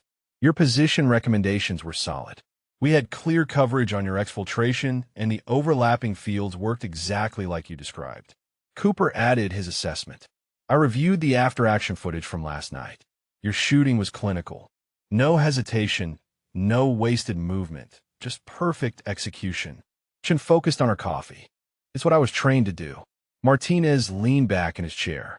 Colonel Hayes made the right call pulling you out of motor transport. You're saving lives in this role. Chen wanted to argue that she had been content driving trucks, that she hadn't asked for this reassignment, that every confirmed kill reminded her of Rodriguez's absence. Instead, she said, just trying to do the mission, Sergeant. The words felt hollow, but they were what military culture expected. Wade caught her eye and gave a slight nod, understanding that she didn't want to discuss it further. Torres entered the dining facility and approached their table. Chen, Wade, good work last night. Intelligence confirmed those Syrians were part of a 12-man cell operating across 3 sectors. Your engagement disrupted their rotation schedule and forced them to adjust operations. That's strategic impact beyond just 2 kills. Chen acknowledged while finishing her coffee, already preparing mentally for the afternoon debrief and whatever mission would follow. The debrief at 1300 hours brought together Scout Platoon, Battalion Intelligence, and senior leadership, including Colonel Hayes. Major Reyes displayed photographs of the 2 eliminated Syrian fighters alongside documents recovered from the rooftop position. Both men were former Syrian military snipers who had entered Iraq through the western border 3 months prior with false identification and professional equipment. Reyes pointed to a map showing enemy activity patterns. These 2 were part of a larger cell we've been tracking. Cell composition includes 12 foreign fighters, 8 Syrian and 4 Iranian, all with formal sniper training. They've been rotating through 3 sectors, conducting harassment operations against American patrols and fixed positions. Chen studied the map while Reyes continued. Your engagement last night eliminated 2 of their most experienced operators and recovered intelligence that gives us their communication protocols and safe house locations. Colonel Hayes addressed the room directly. This represents the first significant counter-sniper success we've achieved in this sector since operations began. Specialist Chen's tactical recommendations and execution directly enabled this outcome. Torres added context. Sir, the high position Chen selected closed a coverage gap enemy snipers had been exploiting for 2 months. Her analysis identified predictable patterns in our previous doctrine that enemy was using to avoid engagement. Hayes looked at Chen. Specialist, based on Major Reyes's intelligence assessment, where would you position teams to target the remaining enemy cell members? Chen approached the map and studied the marked safe house locations and known operating zones. She traced potential routes between positions. If they're rotating through these 3 sectors, they need transit corridors here and here. I'd establish observation positions covering both corridors with instructions to track movement patterns rather than engage immediately. Reyes followed her logic. You want to identify their complete network before taking action. Chen nodded. If we eliminate individuals without understanding their support structure, the cell just replaces them. If we map their entire operation first, we can collapse the whole network simultaneously. Hayes exchanged looks with Torres and Reyes. That's thinking beyond tactical level. How long would observation take? Chen calculated based on the intelligence displayed. With 4 teams rotating coverage across both corridors, probably 72 to 96 hours to establish patterns. Then we coordinate simultaneous raids on safe houses while engaging any cell members in transit.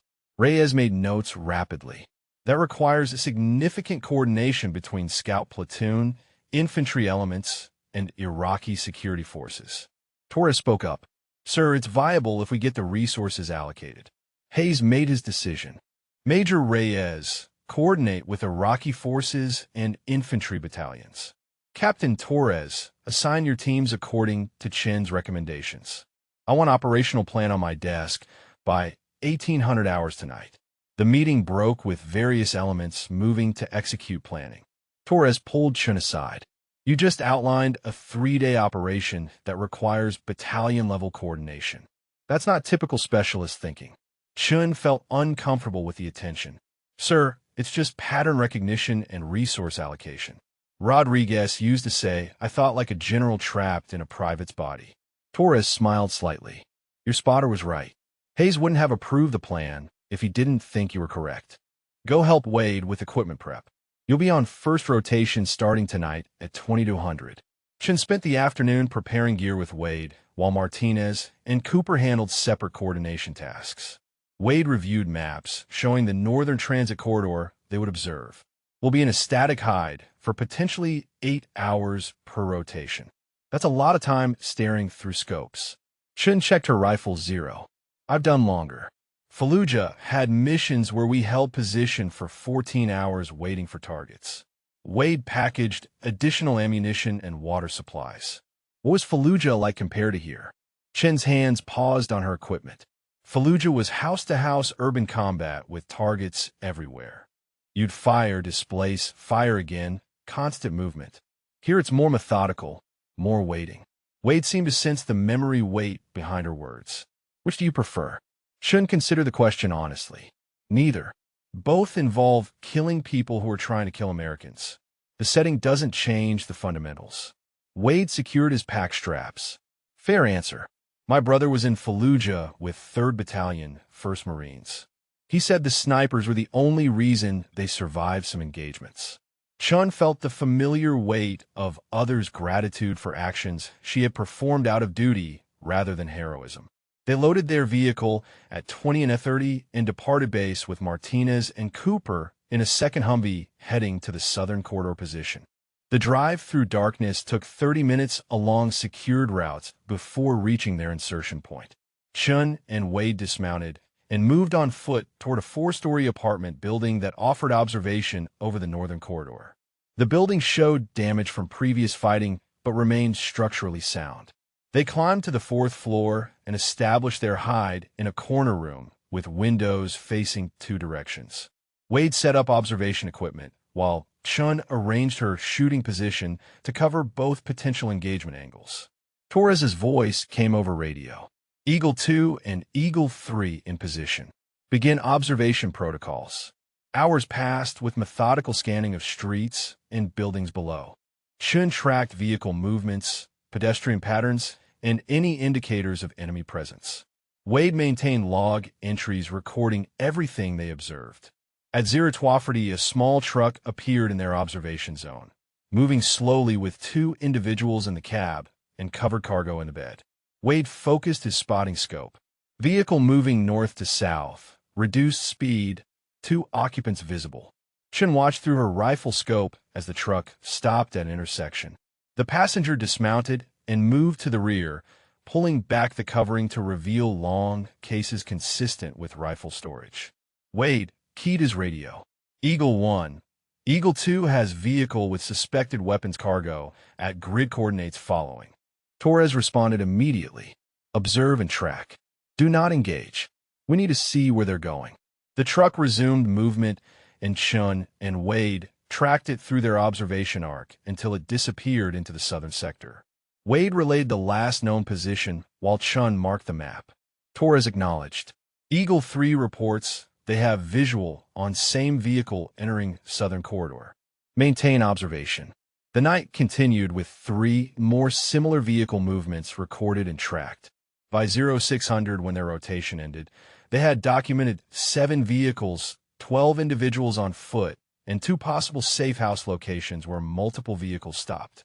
Torres called the observation teams back to base for debrief and rest before second rotation.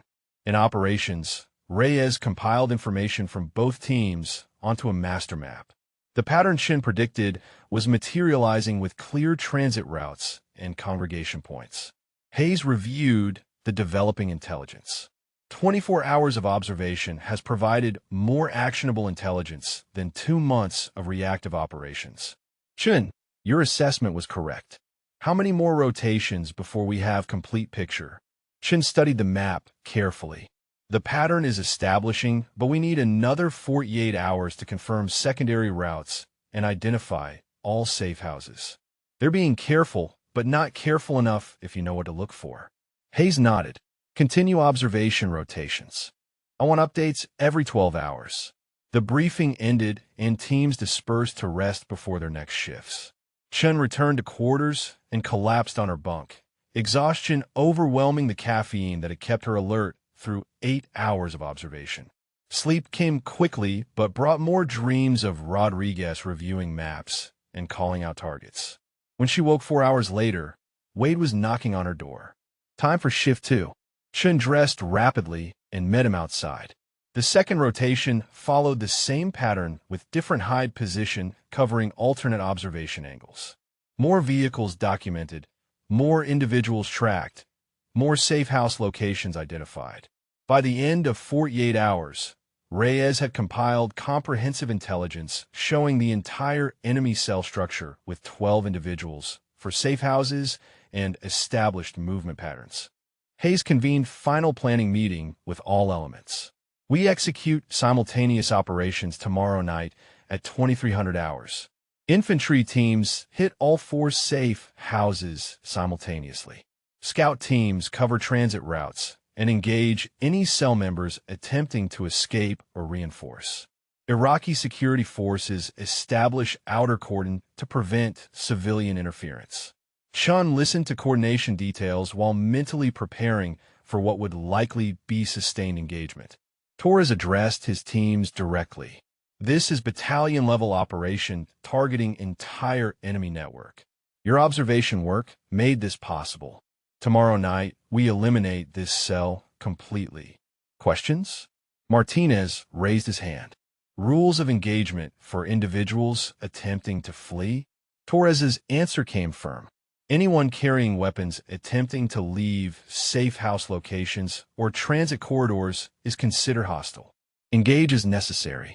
The meeting ended with teams moving to final preparations.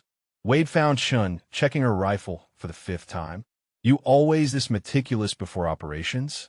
Chun's hands continued working. Rodriguez died because someone made a mistake with artillery coordinates. I control what I can't control. Wade understood immediately. Your equipment maintenance is how you process anxiety. Chun didn't deny it. Every round I check is one less chance of equipment failure. Every adjustment I verify is one less variable during engagement. It's how I stayed alive in Fallujah and how Rodriguez would have wanted me to operate. Wade sat beside her. Tomorrow's going to be intense. Potentially multiple targets across extended time frame. You ready for that? Chun met his eyes directly. Staff Sergeant, I've engaged multiple targets across extended time frames before. The difference tomorrow is we're taking the initiative instead of reacting. That's preferable. Wade nodded slowly, just making sure. Some snipers handle planned operations differently than emergent threats. Chun returned to her rifle. The trigger doesn't know if I plan to pull it or how to pull it. Result is the same. Wade smiled slightly. You really are all business. Chun's response came quieter. Business keeps you alive. Emotion gets you killed. Rodriguez learned that the hard way, and I won't dishonor his memory by forgetting the lesson. Wade stood to leave. Get some rest. Tomorrow night is going to be long. Chun acknowledged and continued her equipment checks long after he departed, the methodical work keeping her mind occupied and her hands steady. Chun and Wade established their position at 2200 hours in a hide overlooking the primary transit corridor between safe houses. Intelligence indicated this route would see the highest probability of enemy movement once raids began. 3 other scout teams covered alternate positions while infantry elements staged near target buildings. The coordination required precise timing across 8 separate units. Wade completed his equipment setup and began scanning the corridor through his spotting scope. Multiple vehicles on street. Normal civilian patterns so far. Chun settled into her shooting position with clear sight lines across 400 meters of urban terrain. Her rifle's night vision scope rendered the scene in green monochrome, doorways and windows standing out as darker voids against lighter walls. Torres's voice came over the command net at 2012. All elements report status. Each team confirmed readiness in sequence until all 8 units reported prepared. Torres continued. Execute on my mark in 5 minutes. Infantry teams breach simultaneously on all 4 targets. Scout teams engage any armed individuals attempting to flee or reinforce. Mark given at 2300 exactly. Chun controlled her breathing while counting down the final minutes. Beside her, Wade maintained observation on the street below, where civilian foot traffic had thinned to occasional individuals. At 20:15, the street emptied completely as the few remaining people sensed impending military action and moved indoors. Wade noted the shift. Street just cleared. Civilians have good survival instincts. Torres gave the execute command precisely at 2300. Distant sounds of breaching charges and gunfire erupted from 4 separate directions as infantry teams hit their targets. Wade tracked his scope toward the nearest safe house 2 blocks east. I have visual on target building Alpha. Infantry engaging inside structure. Chun maintained focus on the corridor intersection below where anyone fleeing would have to pass. 30 seconds after raids began, Wade spotted movement. Vehicle departing target building Charlie, heading north on transit corridor. 3 occupants visible.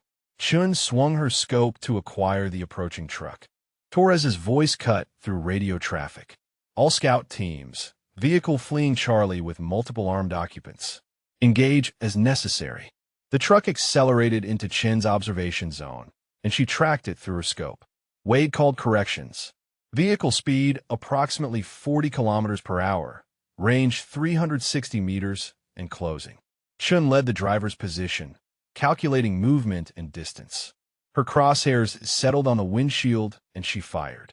The round punched through glass, and the truck swerved violently before crashing into a concrete barrier. 2 individuals bailed from the passenger side, carrying rifles. Wade tracked them. 2 dismounts heading east into alley, both armed. Chun cycled her bolt and acquired the first runner. Her shot dropped him 20 meters into the alley. The second individual took cover behind a dumpster and began firing toward their hide position. Rounds impacted the building below their window, but the angle prevented effective return fire. Martinez's voice came over radio. Eagle 1 has visual on dismount behind dumpster. Taking shot. 2 seconds later the figure collapsed, and Martinez confirmed. Target down. Wade scanned for additional threats. 3 individuals neutralized on North Corridor. Building Charlie showing continued engagement inside. The next 15 minutes brought chaos across all 4 target buildings as infantry teams cleared rooms and surviving enemy fighters attempted escape or resistance. Chun engaged 2 more individuals who emerged from Building Alpha carrying weapons, both shots at ranges exceeding 300 meters. Wade maintained count and called each engagement. That's 5 total for our position. Building Delta produced the most resistance, with enemy fighters barricading themselves on the 2nd floor and engaging infantry teams with automatic weapons. Torres coordinated air support, and within minutes, a helicopter gunship arrived overhead. The distinctive sound of the cannon cut through other gunfire as the aircraft engaged the barricaded position. Wade watched through his scope. Building Delta 2nd floor is destroyed. Infantry moving into clear. By 23:45, the gunfire diminished to sporadic shots as infantry teams completed their clearances. Torres called for situation reports from all elements. Building Alpha secure, 3 enemy Kia, no friendly casualties. Building Bravo secure, 2 enemy Kia, 1 detained, no friendly casualties. Building Charlie secure, for enemy Kia, 1 friendly wounded non-critical. Building Delta secure, 2 enemy Kia, no friendly casualties. Wade did the mathematics. That's 11 enemy fighters accounted for. Intelligence said 12 in the cell. Torres acknowledged the same gap. 1 individual unaccounted for. All scout teams maintained vigilance on observation sectors. Chun kept her scope moving across potential approach routes, while infantry teams began processing detainees and collecting intelligence from the cleared buildings. At 00:15, Wade spotted movement on a rooftop 420 meters southeast. Single individual moving between cover positions, carrying long profile weapon. Chen's scope found the figure simultaneously. Torres, Eagle 2 has possible 12-cell member on rooftop southeast of Building Delta. Individual is armed and moving toward overwatch position on infantry teams. Torres responded immediately. Eagle 2 is authorized to engage. Wade provided corrections. Range 420 meters, wind 5 miles per hour right to left, target moving between AC units. Chun tracked the figure's movement pattern and predicted his next displacement. When he moved from behind one unit toward another, she fired. The target went down and didn't move. Wade confirmed through his scope. Target neutralized. That's 12. Torres called final accountability. All enemy cell members eliminated or detained. Infantry teams begin extraction with capture intelligence and detainee. Scout teams hold position until infantry clears the area. Chen maintained her shooting position for another 30 minutes, while infantry teams loaded vehicles and departed the objective area. Only when Torres gave clearance did she and Wade break down their hide.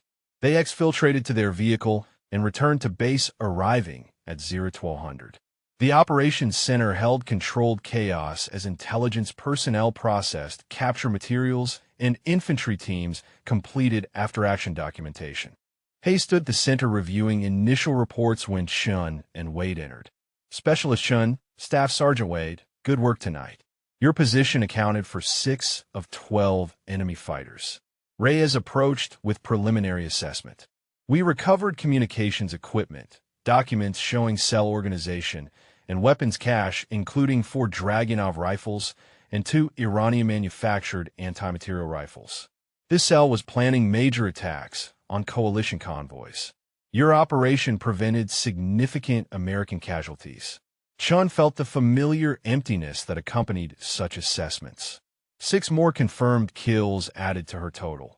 6 more faces she would eventually forget, but whose deaths would accumulate in the hollow space Rodriguez's death had created. Hayes addressed the assembled teams. This operation represents exactly the kind of proactive counter-sniper work we need. Specialist Chen's strategic planning and tactical execution enabled complete dismantlement of an organized enemy network. The intelligence recovered will support operations across 3 additional sectors. Torres added his perspective. Sir, Chen's analysis identified patterns we'd been missing for months. Her recommendations changed our entire operational approach. Hayes looked at Chen directly. Specialist, you've been in Scout Platoon for 4 days and fundamentally altered how we conduct counter-sniper operations. That's exceptional performance.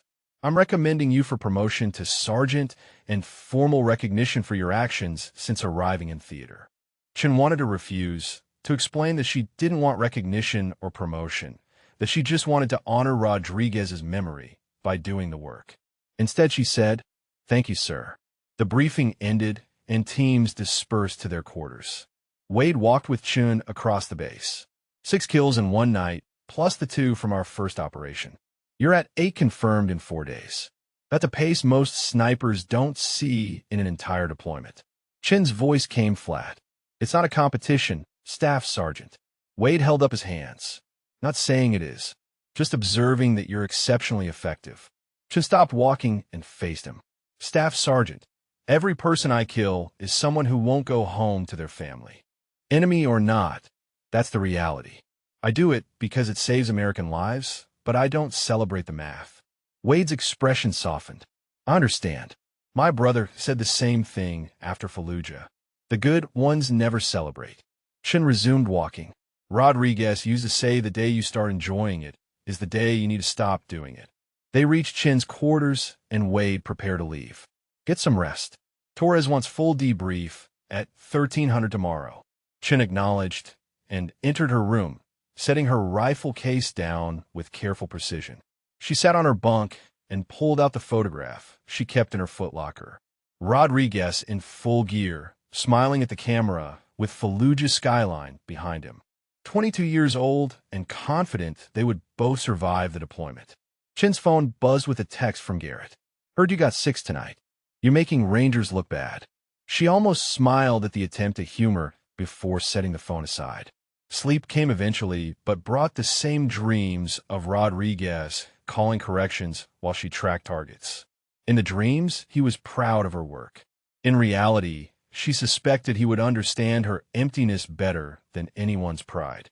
Morning brought routine tasks and equipment maintenance. Chun cleaned her rifle with methodical attention, while other scout team members prepared for training exercises. Martinez approached her workstation. Chun, Colonel Hayes wants to see you in his office at 1100. Something about your promotion paperwork. Chun felt her stomach tighten. She had not asked for promotion and did not want the attention it would bring. At 10:55, she presented herself at Hayes's office. The colonel gestured to a chair. Seat, Specialist. We need to discuss your future in this battalion. Chun sat while Hayes pulled up documents on his computer. Your performance over the past 4 days has been extraordinary. 8 confirmed kills, complete dismantlement of enemy sniper cell, strategic planning that changed our operational doctrine. That's not typical specialist level work. Hayes continued, I'm promoting you to Sergeant effective immediately. Additionally, I'm recommending you for Bronze Star with Valor for actions on your first day and Army Commendation Medal for the cell disruption operation. Chen's jaw tightened. Sir, I don't need recognition. I'm just doing my job. Hayes leaned back. Sergeant Chun, the Army recognizes exceptional performance. Your actions saved American lives. That deserves recognition whether you want it or not. Chun accepted the inevitable. Yes, sir. Hayes stood and extended his hand. Congratulations, Sergeant. You've earned this. Chun shook his hand while feeling the weight of responsibility that came with the new rank. Hayes added one more item. Captain Torres is recommending you for Sniper Team Leader position. That would put you in charge of coordinating all Scout platoon sniper operations. Think about whether you want that responsibility. Chun left Hayes' office with promotion orders in hand and a decision looming about whether she wanted to lead other snipers or remain focused on her own missions. The question followed her back to operations where Wade saw her expression. What happened? Chun handed him the promotion orders. I'm a sergeant now, apparently. Wade grinned. About time. Your pay grade was way below your performance level. Chun couldn't share his enthusiasm. More rank just means more responsibility and more attention. 2 weeks after the cell dismantlement operation, Chun settled into her new role as sergeant with reluctant acceptance. The promotion brought administrative responsibilities she had not anticipated, including mission planning reviews and coordination with other battalion elements. Torres had not yet pressed her on the Sniper Team Leader position, giving her time to adjust to the rank change first. The Scout platoon operations tempo increased as word spread through battalion about their success. Infantry commanders requested sniper support for missions they previously would have executed without specialized assets. Chun found herself reviewing tactical plans and providing recommendations for 3 different companies simultaneously. Wade observed her buried under maps and mission folders. You look like someone drowning in paperwork. Chun marked another position on a map. Captain Torres wants my assessment on 5 different operations by 1600. I'm starting to understand why Rodriguez always said he was glad he stayed a Lance Corporal. Wade grabbed half the folders. I'll review these 3 and give you preliminary analysis. You focus on the priority missions. Chun appreciated the assistance, and they worked through the planning together, identifying coverage positions and potential complications. At 1500 hours, Garrett appeared at operations looking for Chun. Torres directed him to where she worked with Wade. Staff Sergeant, what brings Rangers to Scout Platoon? Garrett smiled. Actually, it's Sergeant now. Got promoted last week. Also, I came to talk to Chun about something. Wade excused himself while Garrett took a seat across from Chun. Garrett's expression turned serious. I owe you an apology. 2 weeks ago, I treated you like you were incompetent because you were a supply specialist. Turns out you're possibly the best sniper in theater, and I was too stupid to see it.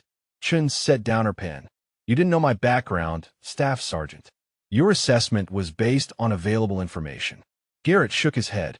No, my assessment was based on bias. I assumed supply meant incompetent and female meant incapable. Both assumptions were wrong and almost got my team killed. You saved 8 Rangers that day, including me. Chun felt uncomfortable with the gratitude. I did what needed doing. Anyone with my training would have done the same. Garrett leaned forward. But nobody else had your training. Just you, driving a truck while we mocked you. Chun met his eyes directly. Staff Sergeant, I've spent 2 weeks thinking about that day. If I had identified myself earlier, briefed commanders on my capabilities, those 7 enemy snipers might never have gotten into position. My silence contributed to the situation as much as your assumptions. Garrett processed this perspective. You're saying we both made mistakes that day? Chun nodded. You assumed I was incompetent. I assumed my past was irrelevant. Both assumptions created the crisis. The difference is we both adapted when the situation required it. Garrett seemed to accept this balanced assessment. Fair enough. He stood to leave. My team wants to buy you a beer when we rotate back to rear area. You interested? Chen almost declined reflexively before remembering Rodriguez's constant attempts to get her to socialize. Sure, Staff Sergeant. I'll let you know when I have time. After Garrett left, Torres called Chen into his office. Close the door, Sergeant. Chen complied and sat when Torres gestured. The colonel asked me again about the sniper team leader position. I've been stalling because I wanted you to adjust to the promotion first, but he needs an answer. What are you thinking? Chen had spent 2 weeks avoiding this decision. Sir, I'm effective as a shooter. I'm not sure I'm suited to lead other people in this role. Torres leaned back in his chair. Why not? Chen struggled to articulate the complexity. Because leadership means being responsible when they make mistakes. Rodriguez died, and I blamed myself even though it wasn't my fault. If I lead a team and someone dies because of my decisions, I'm not sure I could handle that. Torres absorbed this quietly before responding. Chen, leadership doesn't mean preventing all deaths. It means making the best decisions possible with available information and accepting the outcomes. You're already doing that with mission planning. The team leader position just formalizes what you're already providing. Chen felt the weight of that logic, but couldn't shake her resistance. Sir, can I have more time to consider? Torres nodded. You got 1 week. After that, I need to give Hayes a decision. Chen left his office, carrying the unresolved question with her. Wade found her on the operations roof at sunset, where she often went to think. He sat beside her without speaking for several minutes. Finally, he broke the silence. You're wrestling with the team leader offer. Chen didn't deny it. I don't know if I can handle being responsible for other snipers' lives. Wade considered his response carefully. You know what my brother told me after Fallujah? He said the scout snipers who saved his squad weren't just good shooters. They were good leaders who made tactical decisions that kept both their teams and the infantry alive. Leadership is already part of being a sniper. Chen watched the sun settle toward the horizon. Rodriguez wanted to be a team leader someday. He had the personality for it. Made people want to follow him. I'm not like that. Wade's response came firm. Different leadership styles work for different situations. Rodriguez's charisma might have worked great in peacetime training. But in combat, people follow competence and decision-making. You have both. Chen appreciated his perspective, even if she remained unconvinced. I'll think about it, Staff Sergeant. They sat in silence while darkness claimed the base and distant sounds of operations continued their endless rhythm. Eventually, Chen stood. Thanks for the talk. Wade acknowledged, and they returned to operations where the night shift was beginning. The following week brought 3 more missions, with Chen providing overwatch for infantry operations. Each mission succeeded without friendly casualties and with multiple enemy engagements neutralized. Her confirmed kill count climbed to 14, surpassing every other sniper in battalion. Torres noted her effectiveness during morning briefings, while Chen wished people would stop counting. On the 6th day, Wade approached her with news. Martinez is rotating home next week. His wife's having a baby, and his tour is complete. That leaves us short 1 experienced sniper team.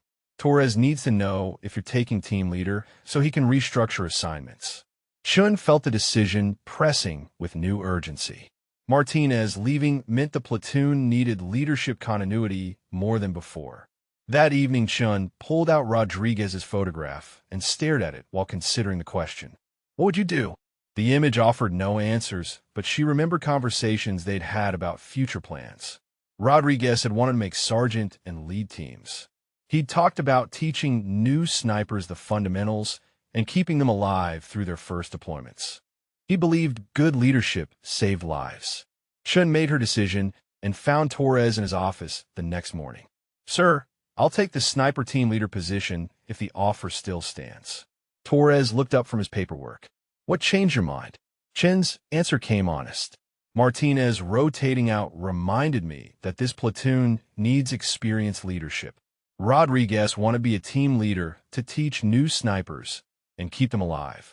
I can honor his memory by doing what he wanted to do. Torres stood and extended his hand. Welcome to the leadership team, Sergeant Chen. You'll coordinate all sniper operations, review mission plans, train new team members, and advise me on tactical employment. Your experience and judgment have already proven valuable. This just makes it official. Chen shook his hand while accepting the responsibility she had been avoiding. The promotion to team leader came with immediate demands.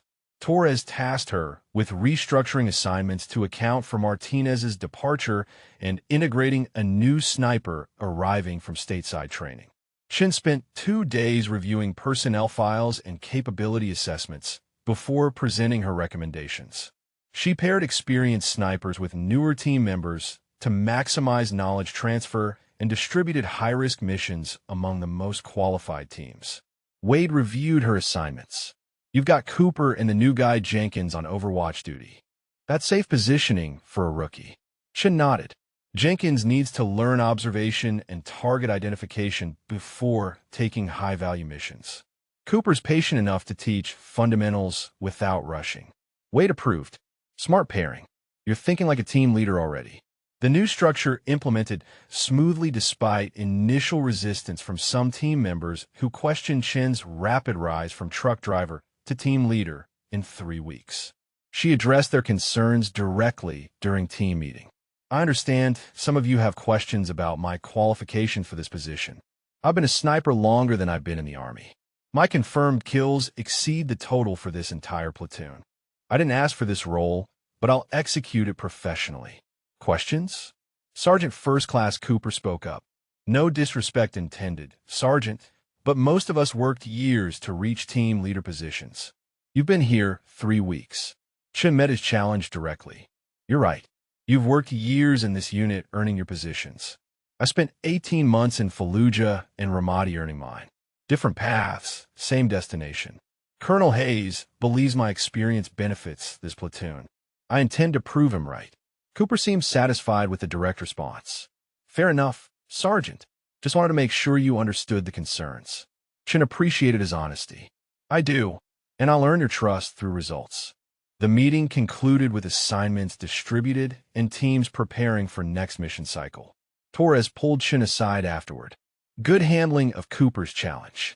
Leadership means addressing concerns directly rather than avoiding them. Chen secured her planning materials.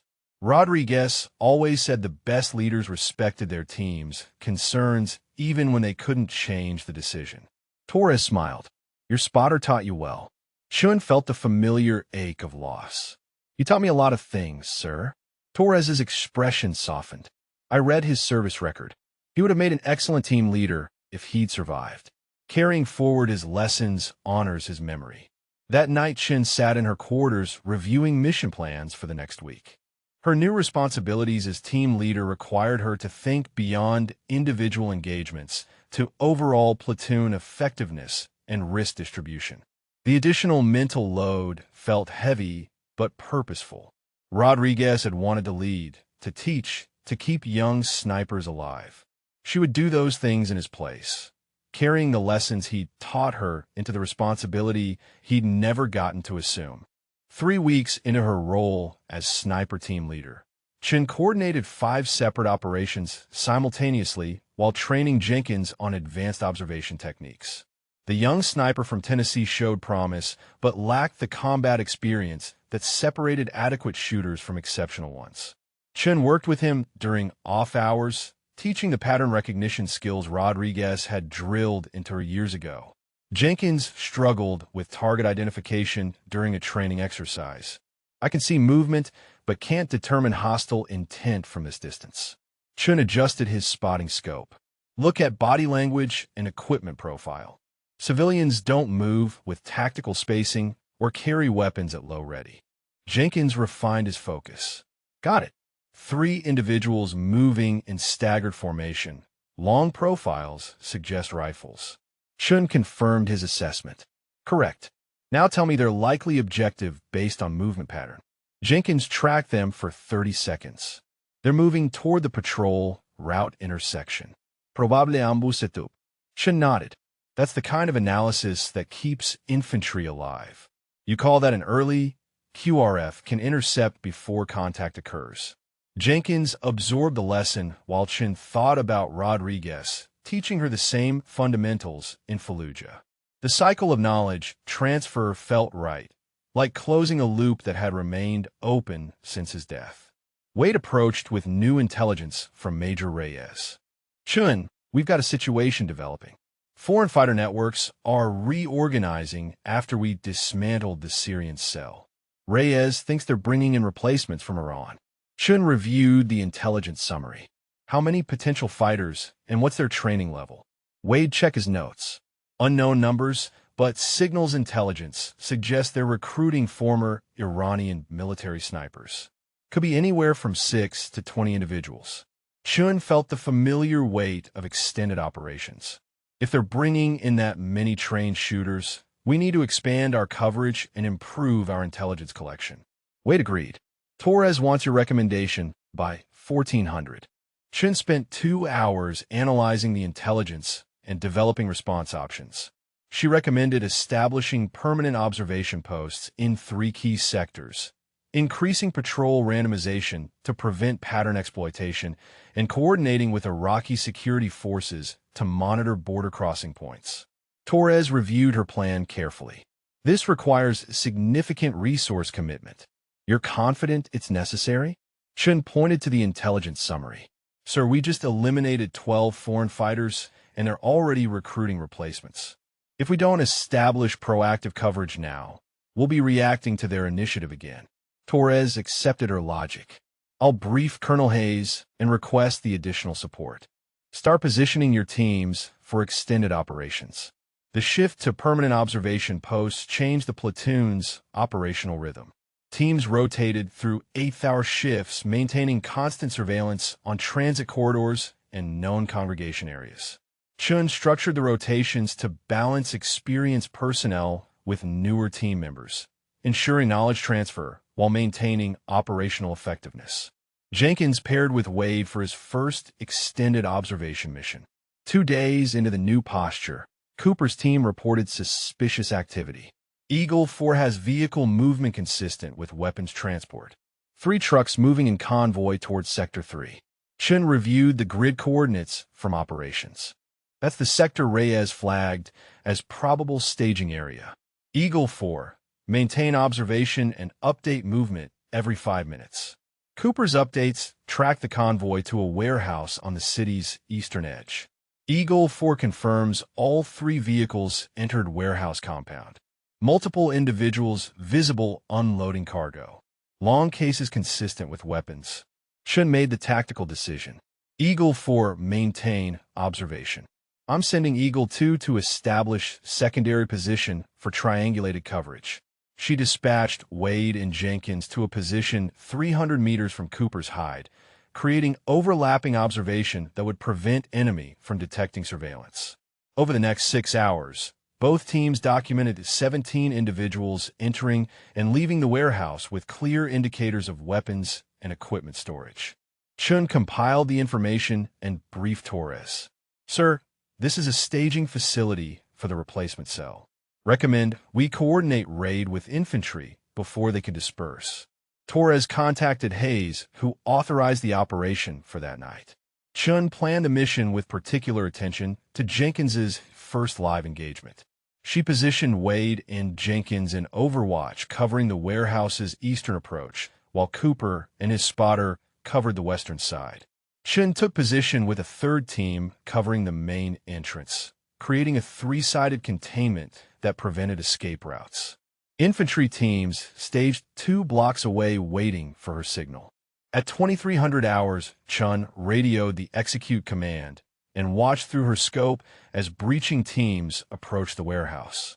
The assault unfolded rapidly with infantry entering through 2 access points simultaneously.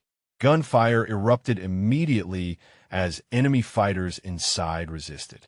Chun tracked movement through her scope while coordinating teams over radio. Eagle 2 reports status. Wade's voice came back steady. We have 2 individuals attempting to flee through eastern exit, armed with rifles. Chun authorized engagement. Eagle 2 cleared to engage. Wade's rifle cracked twice and both targets went down. Jenkins's voice came over the net, higher pitched with adrenaline. Targets neutralized. That's confirmed. The warehouse clearance took 8 minutes with sustained gunfire before infantry teams called Building Secure. Final count showed 9 enemy fighters eliminated, 3 detained, and substantial weapons cache, including 12 sniper rifles and ammunition. Reyes arrived to process the intelligence and seemed impressed. This cache represents enough equipment to field a full cell. Your observation work prevented them from getting operational.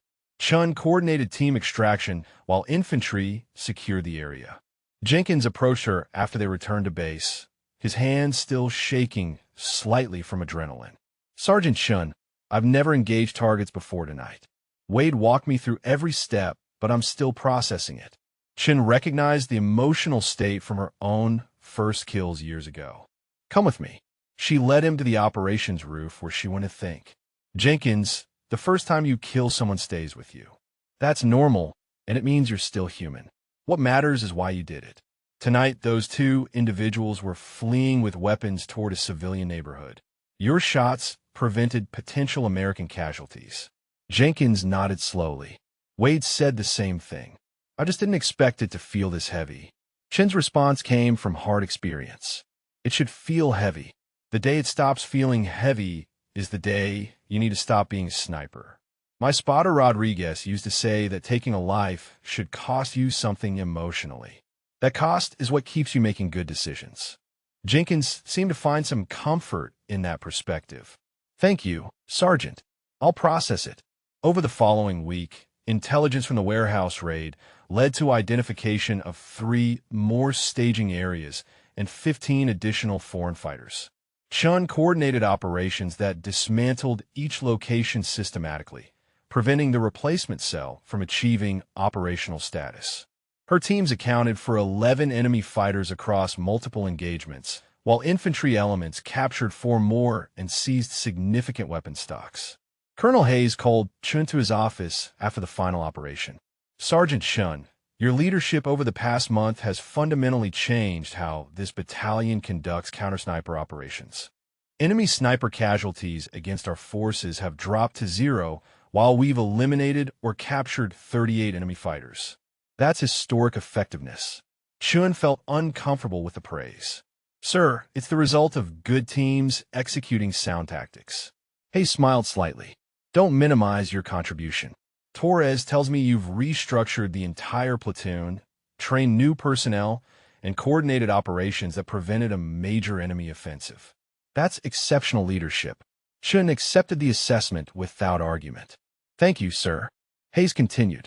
I'm recommending you for promotion to staff sergeant. Additionally, Army Times wants to interview you about the counter-sniper operations. Chen's discomfort increased substantially. Sir, I prefer not to do interviews. My team deserves the recognition more than I do. Hayes leaned back. Sergeant, the Army needs success stories. Female soldiers need role models. You're both. The interview is scheduled for next week. Chun left Hayes' office feeling trapped by recognition she had never sought. Wade found her in operations reviewing mission reports. You look like someone who just got assigned an unpleasant duty. Chun explained about the interview, and Wade laughed. You saved over 30 American lives in 6 weeks, and you're upset about talking to a reporter? Chen's frustration emerged. I just want to do my job without becoming a poster for recruitment. Wade's expression turned more serious. Chun, whether you like it or not, your story matters. Female soldier goes from driving trucks to becoming the most effective sniper in theater. That inspires people. It shows that talent and dedication matter more than assumptions. Chun wanted to argue, but recognized the truth in his words. Rodriguez would have told her the same thing about accepting recognition gracefully. The Army Times interview occurred the following Tuesday, with Chun providing careful answers about tactics and team performance while deflecting personal questions. The reporter pressed for human interest details. What made you keep your rifle after leaving the Marines? Chun's answer came honest. It represented 18 months of work with my spotter who died in combat. I couldn't abandon that. The resulting article appeared 2 weeks later with the headline Female Sergeant Leads Counter-Sniper Revolution in Iraq. Chun read it once and felt embarrassed by the focus on her individual contribution rather than team effort. Wade read it and grinned. You're famous now. Chun shook her head. I'm the same person doing the same job. Wade disagreed. No, you're someone whose story might convince a young woman that she can serve in combat roles effectively. That matters. Torres called a team meeting to address the article's publication. Some of you may feel the recognition should be more distributed. You're right. This platoon's success comes from everyone's contributions. But Chen's leadership enabled our effectiveness, and the Army chose to highlight that. We support our team leader regardless of external attention. The meeting ended with general acknowledgement and Chen feeling slightly less uncomfortable. That evening, Garrett texted her. Saw the article. My Rangers are telling everyone they got saved by the famous sniper. You're never living this down. Chen smiled despite herself and responded. Just doing my job like everyone else. Garrett's reply came immediately. That's what makes you good at it. See you for that beer when we rotate out. Chen sat in her quarters looking at Rodriguez's photograph. The article quoted her saying she operated to honor her spotter's memory. That part felt true, even if the rest felt overblown. Rodriguez had wanted to make a difference, to save Marines, to lead and teach.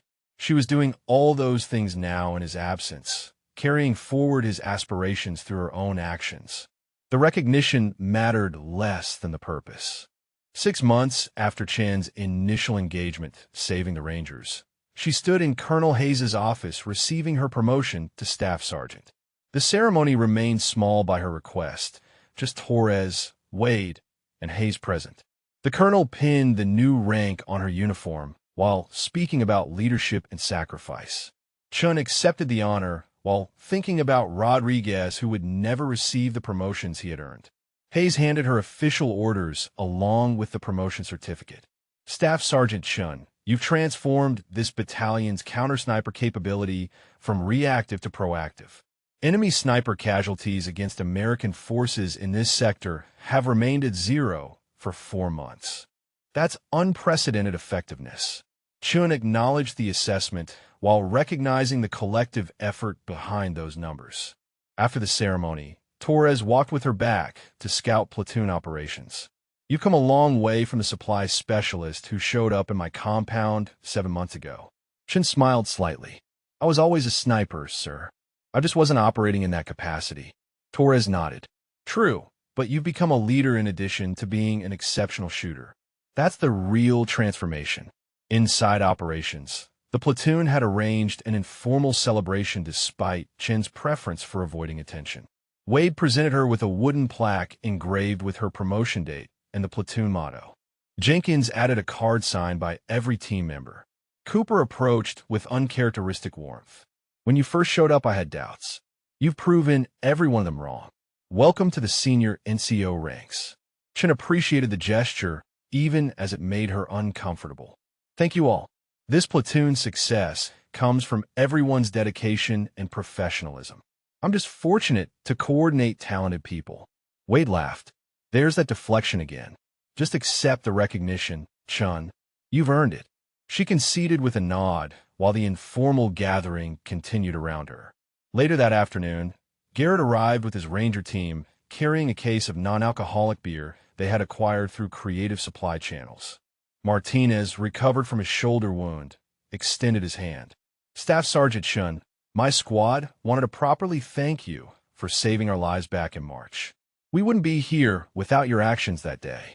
Chun shook hands with each Ranger while they expressed individual gratitude she still felt undeserving of receiving. Garrett pulled her aside once the others began talking with Scout platoon members. I've been thinking about that day a lot.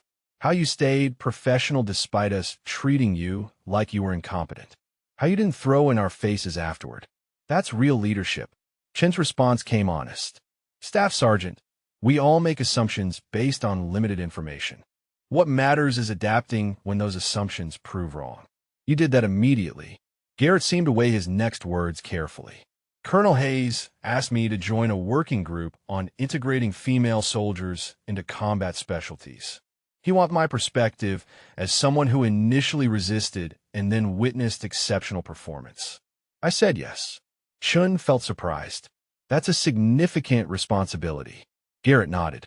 Someone needs to tell the story about how biases almost got my team killed and how competence saved us. Might as well be me. The gathering continued into evening, with Rangers and Scout platoon members sharing stories and building connections across unit boundaries. Chen observed the camaraderie while feeling both part of it and separate from it. Wade noticed her standing apart and joined her. You're doing that thing where you isolate despite being surrounded by people who respect you. Chen acknowledged the observation. Old habit from Fallujah. Rodriguez used to drag me out of my own head when I got too introspective. Wade's tone turned more serious. Can I ask you something personal? Chen nodded. Wade continued.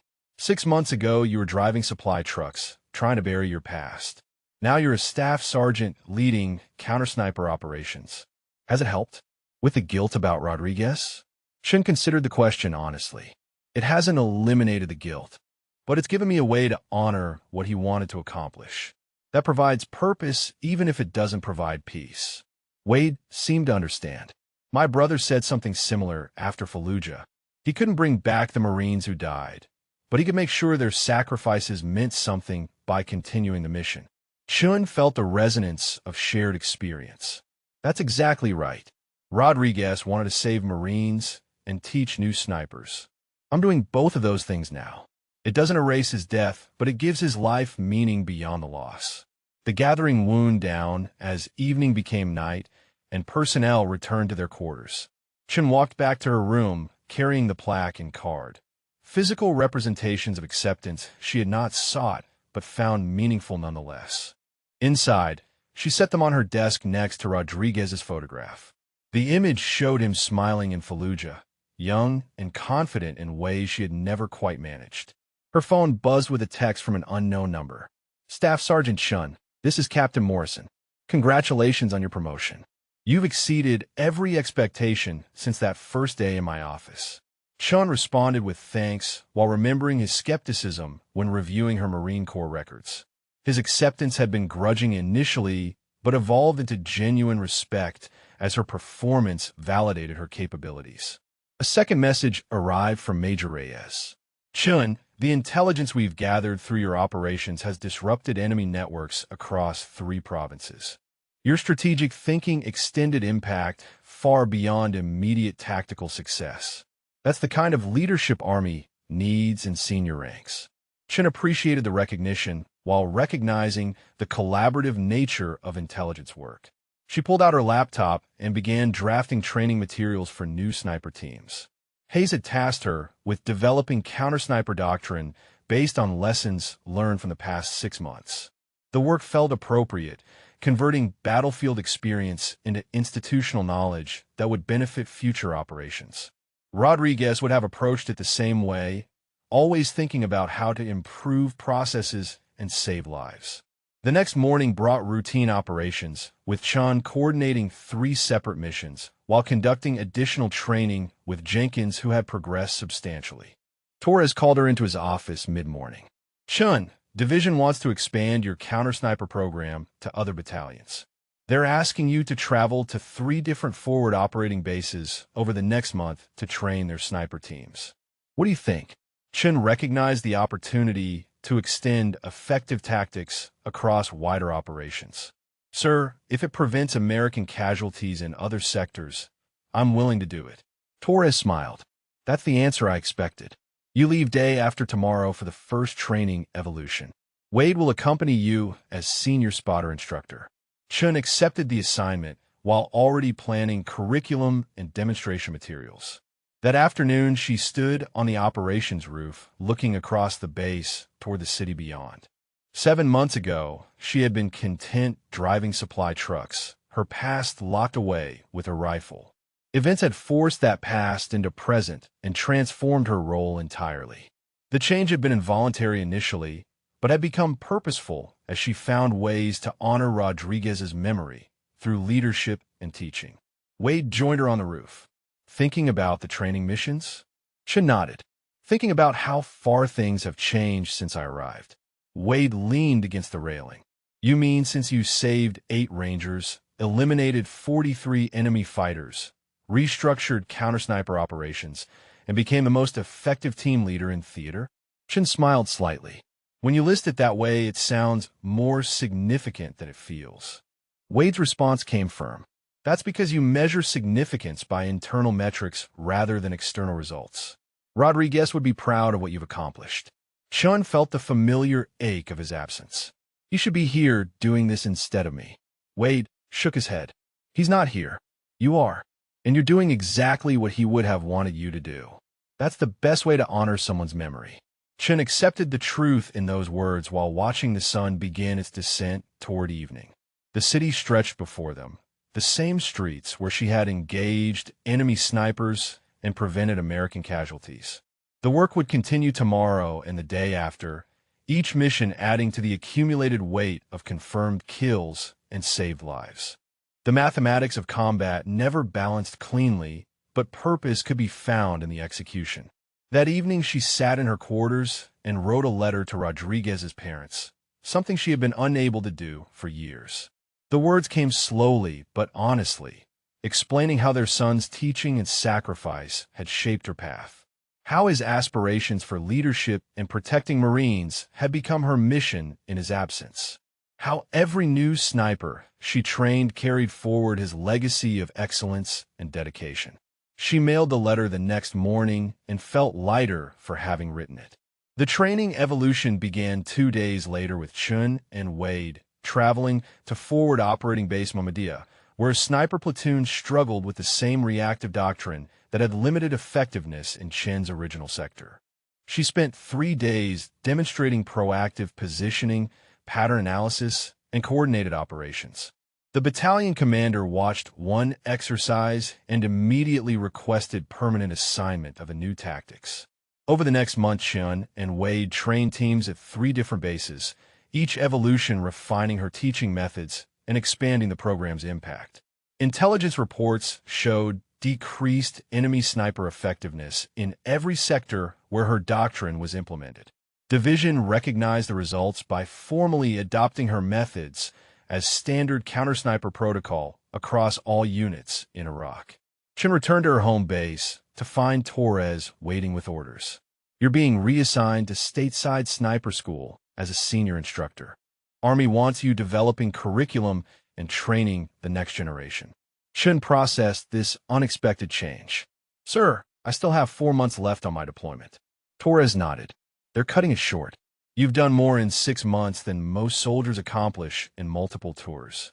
Time to pass that knowledge to a wider audience. The news brought mixed emotions. She had found purpose in Iraq, built a team, and created systems that saved American lives. Leaving felt like abandoning incomplete work. Wade offered perspective when she expressed her concerns. You've set up structures that will continue without you. Martinez can lead the teams. Jenkins and the others have learned your methods. You're not abandoning anything. You're expanding your impact to every sniper the Army trains going forward. Chen's final week in Iraq brought ceremonial obligations she tolerated with minimal enthusiasm. Colonel Hayes presented her with the Bronze Star with Valor in a formal ceremony attended by battalion personnel. The citation detailed her actions saving the Rangers and subsequent leadership eliminating enemy sniper threats. She accepted while thinking about the 43 people she had killed to earn the recognition, wondering if any of them had families who missed them despite their status as enemy combatants. Garrett and his Rangers attended the ceremony along with her scout platoon team. Martinez approached afterward with unexpected news. Colonel Hayes selected me to take over as sniper team leader when you leave. I wanted you to know I'll maintain the standards you established. Chun felt genuine satisfaction that her replacement understood the program's importance. You'll do well, Sergeant. Keep teaching Jenkins. He has potential. Her final evening in Iraq brought informal gathering at Scout Platoon with team members sharing stories and offering thanks for her leadership. Jenkins presented her with a photograph of the entire platoon, everyone in full gear, standing together. We wanted you to remember who you led and what we accomplished together. Chun studied the image, recognizing the same camaraderie she had experienced with Rodriguez years earlier in Fallujah. Thank you all for accepting my leadership and executing the mission professionally. Wade walked her to her quarters after the gathering ended. You changed this platoon's entire culture in 6 months. That's rare. Chun secured her gear for travel. I just applied principles Rodriguez taught me. Wade smiled. And that's exactly why the Army wants you teaching. You don't just have skills, you have the ability to transfer them effectively. Rodriguez will be proud. Chun boarded the transport flight the next morning carrying her rifle case, Rodriguez's photograph, and orders assigning her to Fort Benning as a senior sniper instructor. The aircraft lifted from Iraq's desert landscape while she reflected on the transformation from supply truck driver to staff sergeant and teacher. She had not chosen this path, but had walked it with dedication to honoring Rodriguez's memory and protecting American lives. The mission continued, just in different form and different location. Purpose endured across all changes, grounded in the fundamental commitment to serve. Have you enjoyed following this story about a soldier uncovering her hidden capabilities? What aspects of military service or personal transformation resonate with you most?